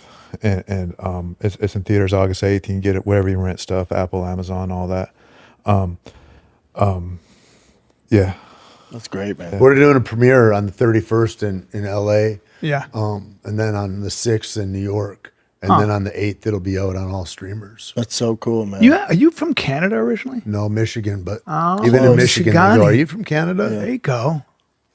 From Michigan. And do you guys still keep up with UFC or no? Like I do a lot of stuff with Rampage, and he keeps up with a little bit now, but not really. You know? Like him, I'm doing more and more though. I like the story of the Russians, guys. I just did Rampage's podcast. It was great, man. Jackson? Yeah. That's where I just was. Those are my guys. Oh, cool, man. It was so cool, man. Just because I had an opportunity just to talk to Rampage, was always a hero of mine. I fought him. It's probably my favorite fight. I didn't even win that fight. Yeah, great fight though. Yeah. But it was cool just to like learn more about him and sit on his podcast. He's such a good dude. Yeah. And I had him on forever, and I'd always tell him, because he's such a personality. You know this. I kept telling him, you gotta start a podcast. And I don't recommend that for a lot of people. But every time I see Rampage, you gotta start a podcast. And finally Bear with Jackson was like, he's the guy, man. I love the way he talks to his son. It makes me laugh so hard. Just They're in his crushing son's it. face. They're Oh, crushing it's it. great. Yeah. His son plays it so well. His son is such a straight man. His son's just like doesn't move and stuff. No, Rampage, such a character. Yeah. Yeah, He's a talented good dude. guy, man, at the end Great of the day. guy. And smart, like a fox. Funny. Yeah. Funny. I think watching UFC has been like, you're out of it. So you watch your friends that are still fighting, and then your friends aren't fighting. It was great to anymore. watch Max the You other age day. out enough, and then you're like, kind of dead for a while, and then it comes back, and you're like, oh fuck, we watched it the other night, and I was like, oh, that was fucking amazing. Forget That was why great. it's so bad. That was Yeah. great. My for a long time, especially once I got into comedy and podcasts when I retired, I really kind of shied away from the fighting. I was almost embarrassed of it 100%. because I wasn't world champion. Like I wasn't Cain Velasquez. I wasn't Stipe, so I was embarrassed. So when people would bring it up, I'd kind of shut down or not engage. And then once I had kids, I started talking to them about it, and I started going through things, and I'm like, oh, it's pretty badass. It's so like funny that you were, weren't you? We got the same Isn't it crazy how you can do fucking just catastrophically marvelous things that nobody else can do? And you're like, embarrassed. fuck. Dude, that's so interesting. That's the first time I've Wild, ever man. Think thought about of it. that. Think about it. Because I As long as you know me, never I'd shut you down. understood why Yeah. you would shut I down. tried as hard as I would could, but it recognize wasn't that. in the right way that I had the result. And so I'm not happy. So he felt like a failure. All of us were like, holy fuck. I was there too, man. When I walked out of the ring, man, it was like most depressed I've ever been in my life. I'm gonna do what am I gonna do now? And like I'm a failure, like because I know you and I know how good you were, and you knew you could have been champion. Yep. I knew that about myself too. I knew I Yep. could have been champion. I didn't do it. You didn't do it. And I lost the big fights. Won the fights I was supposed to. See, Correct. for us, Yeah. we go. Lost the big- I That never guy got over in a that hump. cage. I know. For us, Well, we go. He got in a cage where they locked the cage and fought other dudes. But then years later, then it became a point where like I couldn't even watch the UFC, and then it became like, all right, well that was pretty cool what I did. Yes. Yeah. Yeah. That was, And then when you go back through it, and then especially seeing it through the lens of my kids, like they're like, what this is crazy. I'm like, it is crazy. yeah. You know, or like with football, same thing with football,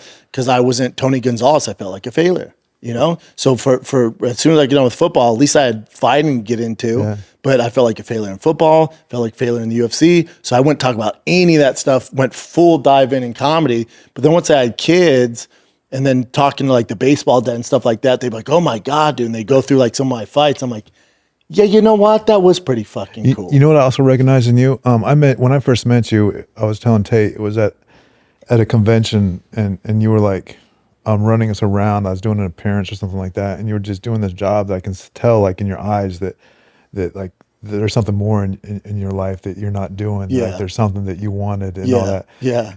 And I could see that in Yeah. you. And then when I saw you up in Denver, it's like it just made perfectly sense that you're doing the Thanks, fighting brother. and all that. Yeah, it's a weird thing. But now it's a different animal. Now I can sit back and reflect. Yeah. And like my wife would get, after my fights, even when we were just girlfriend, boyfriend, she would always, like after my fights, get these crazy paintings, like pictures.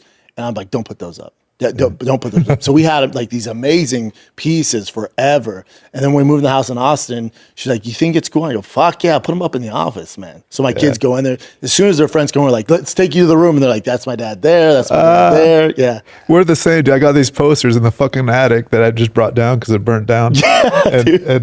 Yeah, maybe I'll put them up somewhere. Right? Yeah. My wife had a box my dad sent her. I didn't even know. It's all like my actual fight-worn gloves and my shorts. I got boxes of them. And there's like blood on them, and the posters all signed. And my wife got them out. It represents effort. Yeah, she was like, what do you want to do with these? I'm like, frame them. Put them up, man. This is awesome. It represents real effort. Like, I think when you get to that point, you forget how hard you worked. You forget what you did to get there. You can say what you want. You lost. Okay. It's like Mark Sanchez was talking about. He would like, it was everything he could, and he'd get a 500 season, and they'd be like, that guy sucks. And he was like, do you know what it took for me to win just 50% of these games with like how much? So whenever, like, we all fall short of the mark. We all fall short of the mark. But when you work that hard, you forget like the amount of practice and the courage. My thing, I wasn't too worried about like what the fan base or what people that I didn't know said. It was more my own embarrassment. Being like, I tried so hard, didn't become world champ. So inside, you're like, part of that is a humility. Part of that is like, I'm not impressed with myself. It's where wisdom, it's where wisdom comes from. Right? Experience. And so you're like, this is just the thing I'm doing. And the thing is to be a champion, and you're not. And so it's like anything less than that is like, well, it's just the thing I was doing. And then you move on. And then in retrospect, you're like, that was fucking a phenomenal choice you made in a turn in your life, you know? But it's not until the rear view mirror. I think wisdom comes from coming to terms with your own limitations, but also the fact that you tried really hard at something, and for 1,000 reasons it didn't happen. But then you start to realize that wasn't the point. You get a lot out of. But also when you say didn't happen, when I was my son's age, when I was 9, if someone said, all right, here's how it's going to go, dude. You're going to go to the University of Colorado. You're going to get a scholarship to play football. Then you can get a shot with the Buffalo Bills. Pretty cool. You're not going to make the team, but you at least get a shot, man. So you're going to experience it. And then you can go to the UFC and be ranked in the top 10, fight on pay-per-views. All your fights are going to be televised. I'd be like, what the fuck? Yeah, but dude, I won. Knockout Crow Cop, a legend. It's like you won, but then when you're in it, you're like, oh man. But and I can sense in you, and that's what we got too, is like the don't let your memories become larger than your dreams, right? And when you're done, like I didn't peak in 2007 when I fought Chuck Liddell, right? I didn't peak when I fought Crow Cop, you know, like there's something more to keep that drive. And that's what we're talking about. Killer Jack, that's what Killer Jack's about. And you see in those MMA fighters, and like you worry about them because you give your whole life to this thing, right? And if you're gonna be an MMA fighter, if you're gonna fight in the UFC, you don't have time for shit else. Like you need a complete dedication. It's nothing. Can't be 1 foot in, 1 foot out. That's why when I see you boys, like when I see an American Primeval, whatever you're on, freaking all those fucking movies you guys do. When I see you, I'm like, fuck yes, dude, because you know we're a small fraternity, and a lot of guys don't make it, man. Meaning, when they get done, they have nothing else to put their energy into, and it's a disaster. And what skills do you have? You did your whole life for this. Now you're 38 years old. What are you going to do? Go be a plumber? Like you teach MMA and talk about how good you were? Fucking cardio kickbox coach? Like there's not a ton of options. Yeah. So that's why, and the MMA community can be really toxic. And I'm like, no, you got to champion these guys. Support whatever endeavor they're doing. You know what's cool about it's Rampage? So tough. That's what he said. I heard him on that Jackson thing. I was watching clips or whatever. And I don't know what clip it was from, but he says something like that. He goes, dude, whatever these guys are doing, fucking support that. Support what these guys do. Like the next thing is the most important thing. Yeah, like people were making fun of Woodley when he was rapping, right? And I'm like, no. It's so tough what he's attempting to do. You got to support him, because then people are like, oh, fighter pay, or these guys don't get what they're due. It's like, but then you shit on the guy when he goes to attempt something outside the box. No, champion that. Repost again like that though. you can't give a shit about what the fans think. Because they don't have, they're just like, what's shiny now? What's not shiny? There's White like, noise, is it white the noise. Rick and Morty where he goes, I've seen what you cheer for. I don't care Yeah. that you boo. I see what you cheer for. Yeah. Yeah, what I mean? that's a great. I've seen That's what Rick and you Morty. cheer. Yeah. Oh, It that's can't great. matter. It's like, I've seen what you I see cheer what you for. cheer for. Yeah. Wow. You know, you get knocked out, and then you got somebody that goes, dude, it doesn't matter what you're a warrior class. This is a different thing. They don't understand. Correct. They don't understand. And such a small fraternity, man. You know, there's not a ton of fighters. I out think there. part of like writing in general is such an act of faith. And so is making a movie because, so is writing a special. I'm about to release my special. It's all an act of faith. Maybe nobody watches it. I know it's the best I can do. Yeah. I know I surprised myself and I can't do any better than that. I've never done a special where I could do better in that moment.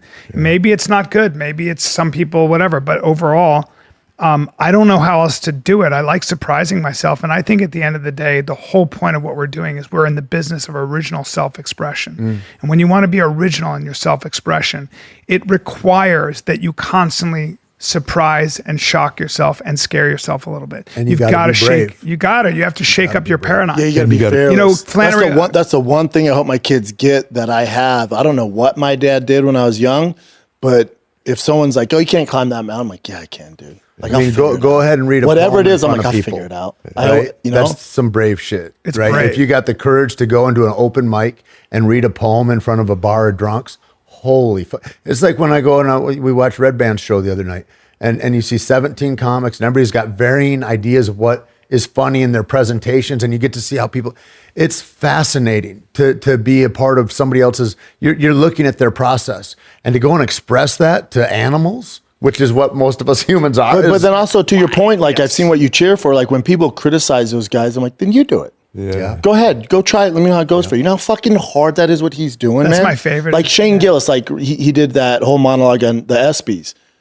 Bubba, do you know how big that man's huevos are? You know how fucking balls it takes to go, I know I'm going to take so much heat within this room because you're all woke idiots, but I'm not doing it for you. I'm going to eat all the shit in here. This is for everybody else. The amount of fucking bravery and balls it took to do that, people do not understand. I saw it, and dude, I'm at the airport watching it, dying. I'm like, this dude is a gorilla. You have a different connection to what it was that he did than their viewer. And it's awkward in there. But for him to just keep steamrolling, like that dude put on a Hall of Fame performance. I love the that we Epstein won't joke. forget. The Epstein. I had an Epstein joke in here, but it was deleted. Yeah. Yeah. He's like, you know what? Just forget about it. That's all we'll do. You talk about the writing and all that too, and that's what it is too. What we learn as fighters, and what you've learned is, I think anything good looks like overnight success, right? Oh fuck! But it's that suffering every fucking. There's no day, writer man. you know that you admire that doesn't have a trunk full of scripts that never got made. Yeah. There's no writer Yeah. that hasn't written, and I'm not kidding, probably 3,000 pages and nobody's read it. 100%. Trying to get people, I know successful writers in Hollywood, trying to get people to read it instead of flip through it on the flight is basically impossible. That's why he's my reader, man. First time, and that's exactly it. Everybody has a script in their back pocket. Get somebody to read it. Even just make a movie. Get somebody to watch your movie. Yeah. This day and age is so much competition. It drives me nuts. How many people over the years that you've seen? You've got, I mean, you're a grandfather in comedy, and like I call him Father Time. that you've seen. The attrition rate is what I'm speaking to. Yeah. They start off and they're there for 3 years, and they're like, meh, and they're there for 12 years, and they stop like to everybody how many people go on and they go, I've been doing this 20 years and now I'm because that's what comics talk about. I've been doing this 20 years and now I'm starting to get good. This is why I love Tony Hinchcliffe. Yeah. So Hinchcliffe has been doing Kill Tony. I did Kill Tony in the Bellevue room. Over 10 years. 13, 14 years ago, literally 15 years ago. And Tony just kept showing up. He kept doing Kill Tony. Today, he's still, I see him every night I'm at the Mothership, and he's in the green room, and he's trying to get better at comedy. He's trying to do stand-up, and he's writing, and he's fucking fretting over this joke and that joke. He has so much respect for the process that it's kept him grounded. I said to him, we were hanging out at Mitzi's, and I said, I got to tell you, dude, you have not changed. There was an article about how he superseded Rogan. He said it to Rogan, like, you guys better start practicing, bitch. Funny and shit. That's funny. But this kid is the same guy, and if anything, he's more gracious now. And that's the one thing I admire about somebody, because he's so anchored to the work. He loves comedy. He loves when you're good, and he just has nothing but respect. So, to your point, the people that stick around, that just keep doing it no matter what, regardless, it does pay dividends if you keep at it. And also, you have to be talented. That's you got to be talented. But back to when you're like, let's say 1 out of 1,000 scripts get made. With my son, this coach was giving the odds of him making the MLB. I went, whoa, I'm going to stop you there. We don't believe in odds. Yeah. Because if I based my life off odds, I would have never played college football, would never touch the NFL, would never made it to the UFC. The odds are for the internet. Those are for the gods. Don't put that on my son. They're not for participants. No. We don't give a fuck about that. If they 1 in a million, then you're the one. Do you know why it's 1 in a million? Is because 999 stopped. Quit. Yes. Yeah. That's the point. Because they're looking at the odds. Is that they fucking quit, and somebody puts an idea, you're too old, you're too skinny, you're too short, you're too whatever. You know what I tell my son, I'm like, we don't believe in odds. Yeah, save good that for for the trash. We don't. That's not our thing. How fortunate that your kids got your perspective, the benefit of that kind of a perspective. And his bone structure. They're giants. Let's not get it twisted. Stunning. Let's not get twisted. They're both over 100 pounds. Hey, can I ask you something? Giant children. Brian, can I ask you something in the weeds right now? Like, how do you, you talk about writing, like, how do you write a joke? How do you write it? How do you do that? For me, it's a mindset. So what I always do with give him the hallmark, give him the real deal. I ask the big questions. So I always like key into what am I honestly afraid of? What do I honestly revere? Who am I pretending to be? Who am I really? Who do I want to be? What am I going to regret not doing when I die? What do I not want to say when I die? What do I want to say when I die? These are the things I ask those big questions. Here's a great question for all of us. What is the primary question in your mind? Everybody has a primary question. We're all walking around with a question. It's probably an unhelpful question. Something like, am I good enough? Am I lovable? Or whatever it is. And you can reprogram that question. But if you look at authors, if you look at most writers, they always seem to be trying to answer the same question. And to me, my question has always been, what is a man? How do you define masculinity? And what is that? What relationship does masculinity have to do with courage? Those are big questions. Like, what is courage? Those are trade too much for this. Yeah. Those are questions. What is it about this stuff that you guys are doing, that we all do, even myself? What am I doing wrestling at 58 years old, for real? I wrestled 3 rounds today. At 58, it's adorable. But what is this armor that we're always putting on? Well, why are you still in this kind of shape? Why are you always like you two? You're bench pressing and all that with the tattoos and the big muscles and the black belt. What's going on here? What are we really doing? It's a good question to dilate on, because I think from there's a lot of gold in that. And part of what I think I try to write about is I try to ask myself, what would happen if I let it all go? If I just fucking really let it all go? You ever do that? You ever just stand for a second and kind of see who's left when you really feel vulnerable, when you really feel open? We go to the theater for 2 reasons. We go to the theater, we watch movies to laugh and to cry. And the reason we go to a movie to laugh and cry is because when you laugh and when you cry, and there's a space in between called inspiration. And a lot of times you laugh because it's so beautiful that it's overwhelming, and that's a fact. So that's why when you listen to a great piece of music, it brings you to your knees, right? You see the Sistine Chapel, it brings you to your knees. There's a reason for that, because most of our lives are filled with drudgery. I have to eat, I have to sleep, I gotta go to the bathroom, I gotta have sex, I gotta make enough money. That ain't life. You forget all that. You forget you're human. You actually forget you're human when you see great art, because it puts you in a state of high relief. You stop for a second and you even forget to breathe. And you go, wow, oh man, that makes me believe in God or something bigger than myself. That's what we go to the theater for. It's not just car chases. Any great movie, any great drama starts, the character has something they want. They're going for the money, they're going for the treasure, they're going for whatever. If it's a great drama, they give up what they want for what they need. It's so interesting to me that our heroes in the movies give up everything they've been going for through the whole movie, and we want it for them. They end up with nothing, but they get what they need. Usually it's like, oh, I thought about somebody else for the first time in my life. I sacrificed myself for someone else. That's a really interesting thing. Why does that resonate with our psychic structure? Because we all do it. We all do it. Yeah. Here's the other thing is, what's a tragedy? A tragedy is when the character starts with a fatal flaw, pride or whatever, and they never let it go. They hold on and get sucked into the deep by the white whale. Ahab just couldn't let go of his obsession. He wanted revenge on that white whale, and he finally harpooned it, but his leg got caught and he got pulled in. And if you read the book in Moby Dick, it happens this fast. It's so anticlimactic. He just disappears, because when you get pulled in the water, you disappear, and that's what happens in life. So to me, the long way of saying I write about those kinds of things. When I think about it, I find it very interesting that all of us, and the final theme is that there's always that passage from boy to man. Why is it that Harry Potter goes from being boy wizard to man? What is the resurrection story? That resurrection story is played out everywhere. It's because we believe that inside of us, this is not all that I have more in me. And it's going to take courage. And I'm going to be in the middle of the fucking ocean without a paddle. And I'm not going to know how to get back. And everything I got ready for, my cauliflower ears and all my armor, the challenge, the dragon, I've never seen before, and I have no armor for the dragon. I didn't get ready for that.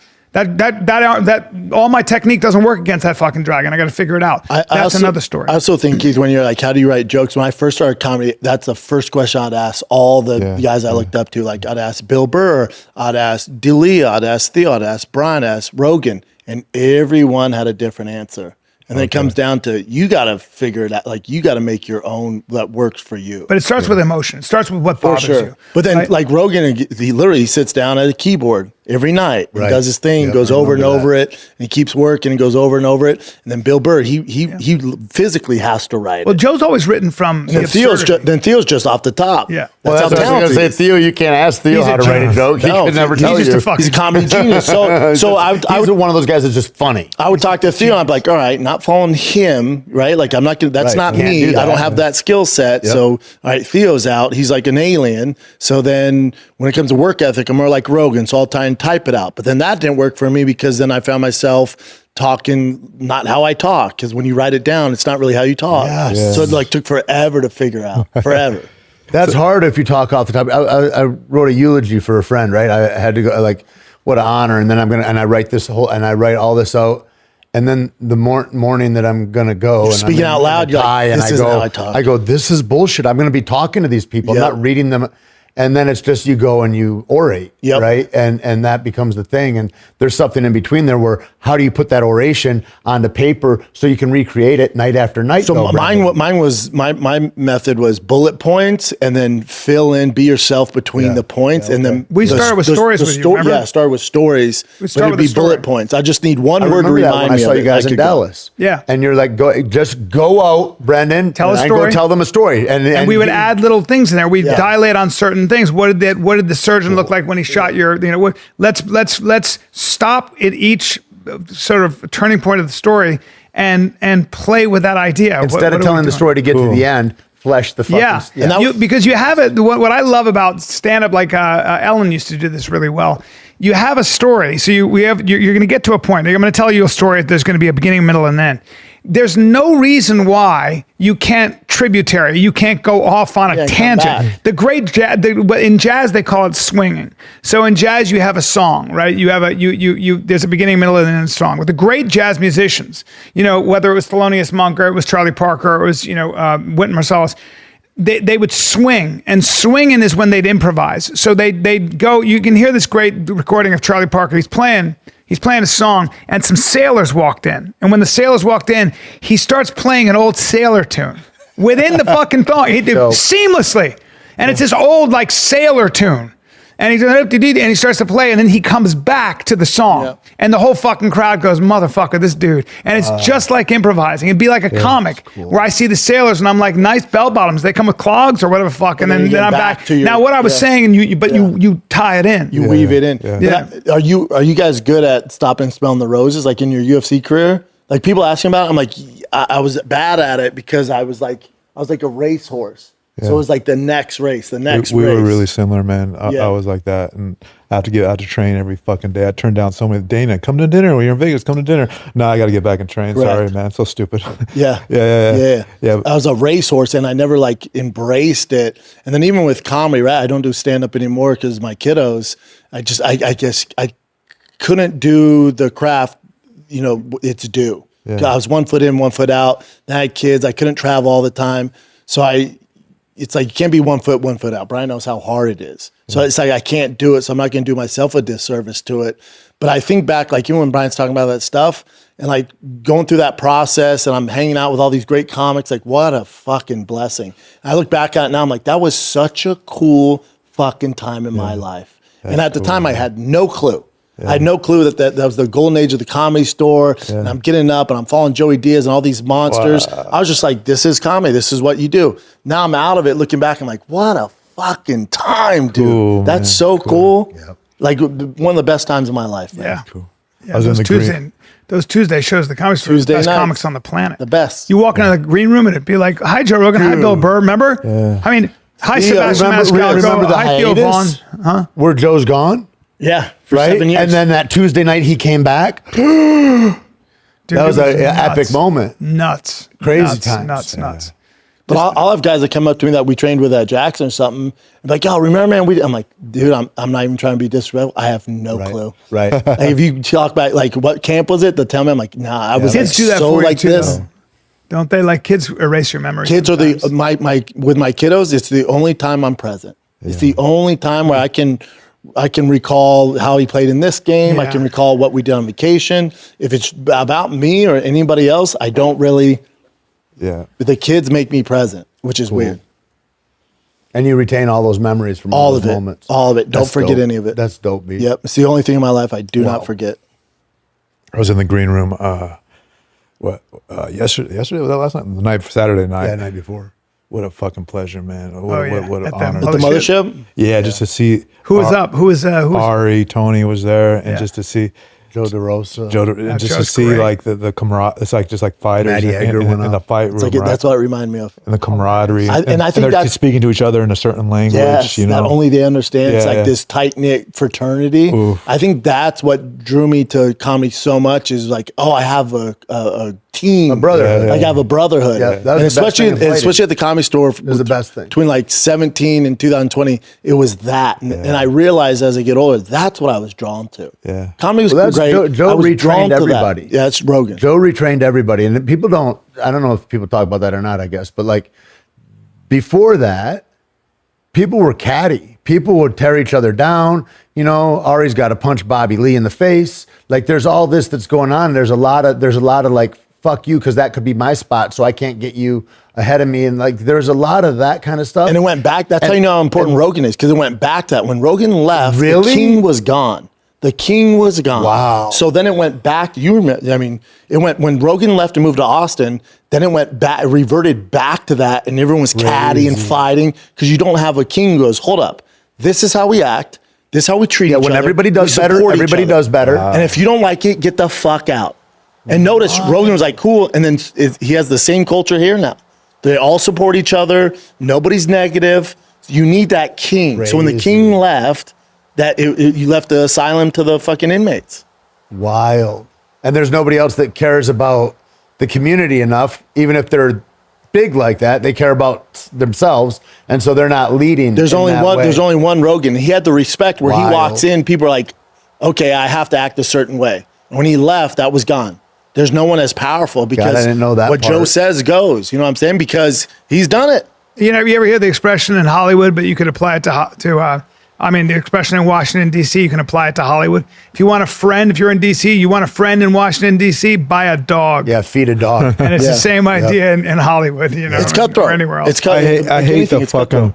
Hollywood. The way they see you is like, are you somebody that can help me come up to another level? Correct. Or are you using me to come up to my level? The old fucking joke hate was that. my friend, his And you buddy, can feel it, right? As soon as you meet him, you can feel it. Like I remember being in Hollywood, I would be having a fucking deep conversation. The guy's like staring off, it's looking for the next best thing. I'm like, buddy, I'm fucking right here, man. Well, Come on. that's like my buddy Jack says too. Is this guy who goes, his mother, he found his mother died. This producer, And he goes, I'm sorry about your mom, dude. And he goes, thanks.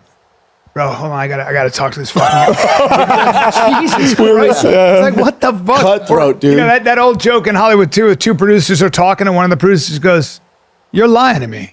And the producer goes, I know, but let me finish. That's Hollywood, man. That's There's a desperation there that if you're in tune at all with any of that kind of stuff, you feel it's palpable. You can smell it. And I don't care if you live in the hills or if you live in a shitty apartment on Hollywood Boulevard. You're in the same fishbowl of desperation, and it feels like that. But back then, too, people who like Harvey Weinstein was always good to me. Always good to me. Always good to me. Always good to me. Always good to me. Very gropey, but always good to me. I knew about Harvey way before because my girlfriend was the first to come out against him with the New York Times. So I knew about that shit forever. But it wasn't just that. If you do that, if you're that kind of guy, you're a piece of shit across the board. You're not like, it's not like you do that. And I remember my two friends had a movie with him. They were doing a movie with him. And I was like, that's a big deal. You know, it's fucking, you know, when he was running Miramax and stuff like that. And I never forgot, literally 2 months later, I was like, how's it going with Harvey? And my buddy goes, I don't know. And I go, what do you mean? He goes, he just lies. He just fucking lies. And then he acts like it's nothing, but we know he's lying. He just fucking lies, you know? And that was, you know, for a long time, you could kind of get away with that. Catches up with him. He's the guy that gets to say yes or no. Yeah. But it's also that, did you see that CEO at the Coldplay concert? Yeah. So he had to resign, right? And he's out. It's just so silly because So I know buddies that work with him and around him, and they all go, thank God. They go, it's about time. Apparently, he was just a complete piece of shit, like super difficult. He started that company. He's been doing shady shit. And you know what I would have They say he's impossible to work with. So when he finally resigned, they went, thank God, because if this didn't happen, he would have been there forever. They were both. He trains everybody below him, like you're saying, how to behave. Yep. Right. It would have been awesome if they just, when they noticed that, instead of running, they just went. Because you already gigs up. Well, they were both separated apparently from their spouses. No, he was married. Yeah, but I heard that they were both separated. I don't know.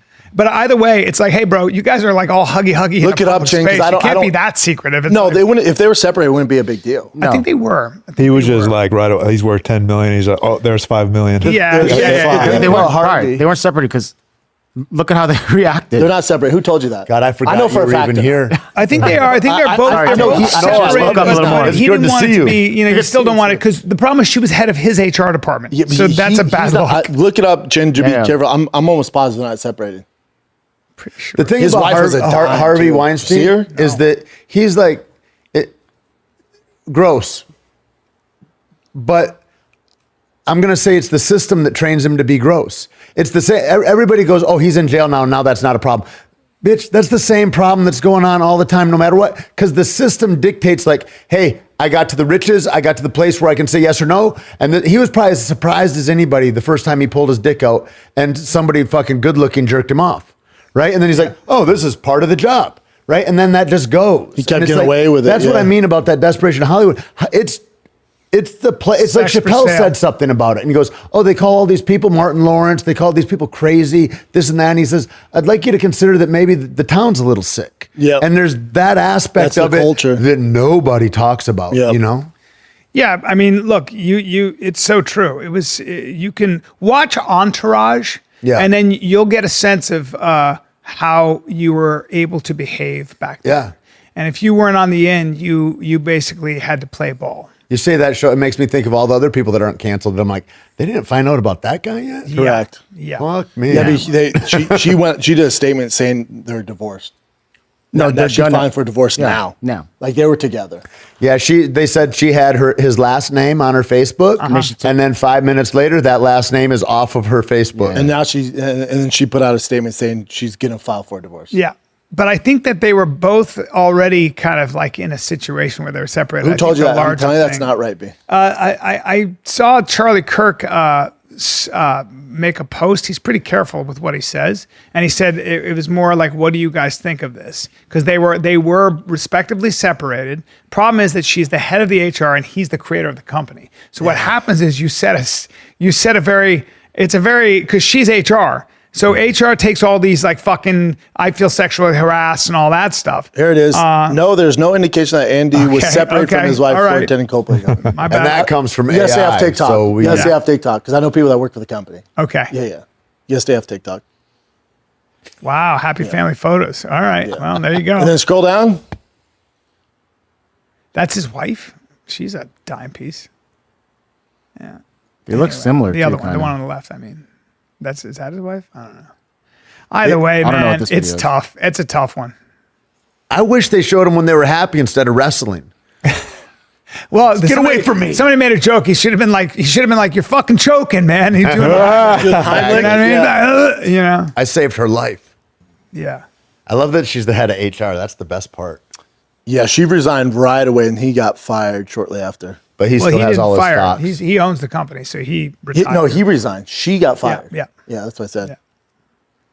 Well, you know, it is what it is. I mean, He's gonna lose This half is his shit. humanity, man. Nobody's above it. No. It's all Did what you it have to is. do it at a Coldplay concert with 60,000 people? I mean, bud? at one point, at some point, you Maybe want to it's get just that caught. they found right? out that you they want were to get Coldplay caught. fans. That was the Coldplay problem. doesn't mind. No, they're like, man, it's good Human fun. beings do things that ensure People that know that it's a Coldplay way is- out. Yeah. Like, You can't Yeah, be correct. surprised by no, humans. they were being reckless. It's fine. I don't give a fuck. They know Coldplay. Well, was fellas, on I can't tour. wait for your movie, man. Yeah, man. Thanks, What's guys. the date it comes out? August 8th. Kill me again. Kill Me Again, August 8th, I'm looking theaters, All forward to wherever streaming you rent it. platforms Yeah. and theaters. You guys are Yeah. doing the premiere. Premiere in LA on the 31st and a premiere in New York on the 6th. We play that? Yeah. Are we allowed to? Is there any copyright Yeah. stuff? no, on this, there? Yeah. this is our trailer. I want this guy to see it. Yeah, Play I it. saw it. Oh, you did? Let's watch it for the fans so they can Okay. see it. It's a gruesome scene here in the Heights. Ike's, turn that up. It is still preliminary, but with the Midnight Brendan Mangler on Fair's the so loose. fucking amazing. You can sit anywhere. Mangler? Who comes up with these names? Hi, can I help you? Coffee. Just want to have a talk. Ike's, turn that up. Is everything okay? You ever get deja vu? Every night. Ike's, turn that up.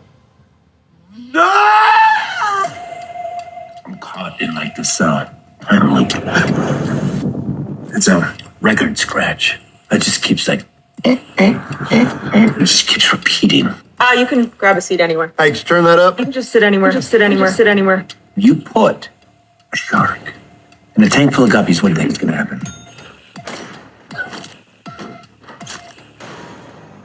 You see my friend? No.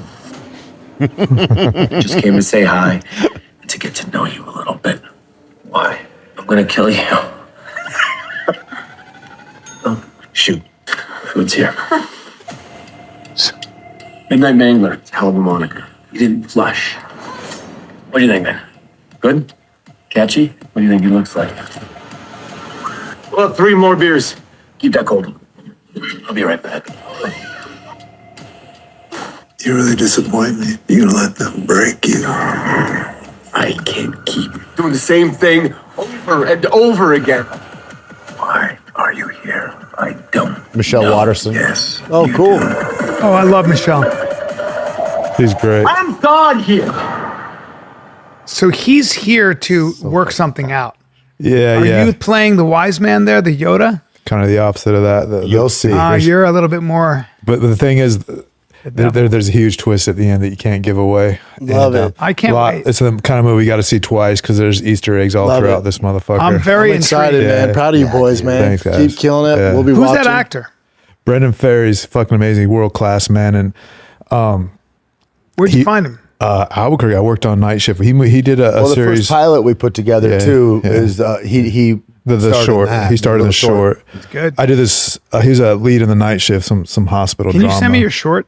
Oh, I'd love to, man. Yeah. But yeah, okay, I'd love to, man. Oh, Cowboys in that too. Cowboys in Love it. it. Cowboys I is like good. cowboys. Yeah. Dope. Are they wearing chap? No, cowboy. No, Cowboy, Donald Cerrone. gay boy. Oh, sorry. Oh, yeah. Damn, You dog. don't act like you don't have the same feeling. Well, I'm gay for cowboy too. We do. Yeah, We do I'll have a say. movie like that though. Very attracted to cowboys. Yeah, we Tait do have that that. you We can do see. offer that. If you Yeah, we that was a offer. BTS. Yeah, listen. The beat of the BTS. All right, fellas. Well, Tait Fletcher, Keith Jardine, 2 of my faves, man. You guys are we awesome. love Thanks you for guys. having us, man. Love August you, 9th. boys. Go Long watch the time. movie, y'all. Time. Known each other a long time. Brian's going to be in Georgia. Georgia. Georgia, Atlanta. Come get some. Helium Comedy Club, Charleston, South Carolina, August 1 and 2. And then I'll be August 3rd. I'm at Cap Cities here. We're doing a charity show at Cap Cities. That's a Sunday. Come get some. And then San Diego, Mike Drop, August 22 and 23. All right, kids. We love you. This is the Fighting Kid. We're out. Let's take a little break, buddy. I want to talk to you about Joy Mode. Talk to me about your wiener. It's a sexual performance booster. Talking about wiener. All natural supplements designed to enhance blood flow, increases nitric oxide And in who your doesn't blood. want that, man? Get that dick pumping, Look, bro. dude, it's not just about that. It also supports healthier blood vessels in general. That boosts heart health, enhances your athletic performance. It's expertly formulated and backed by science. It's proven to improve erectile function by 50% in just 60 days. And no crazy side effects like gas station pills or over-the-counter pills? Mix a pack with water, feel the effects in 45 minutes, take control with Joy Mode. Get a boost anytime, anywhere. Dude, if you say you're going to give them 30% off subscription, I'm going to freak out. Listen to me.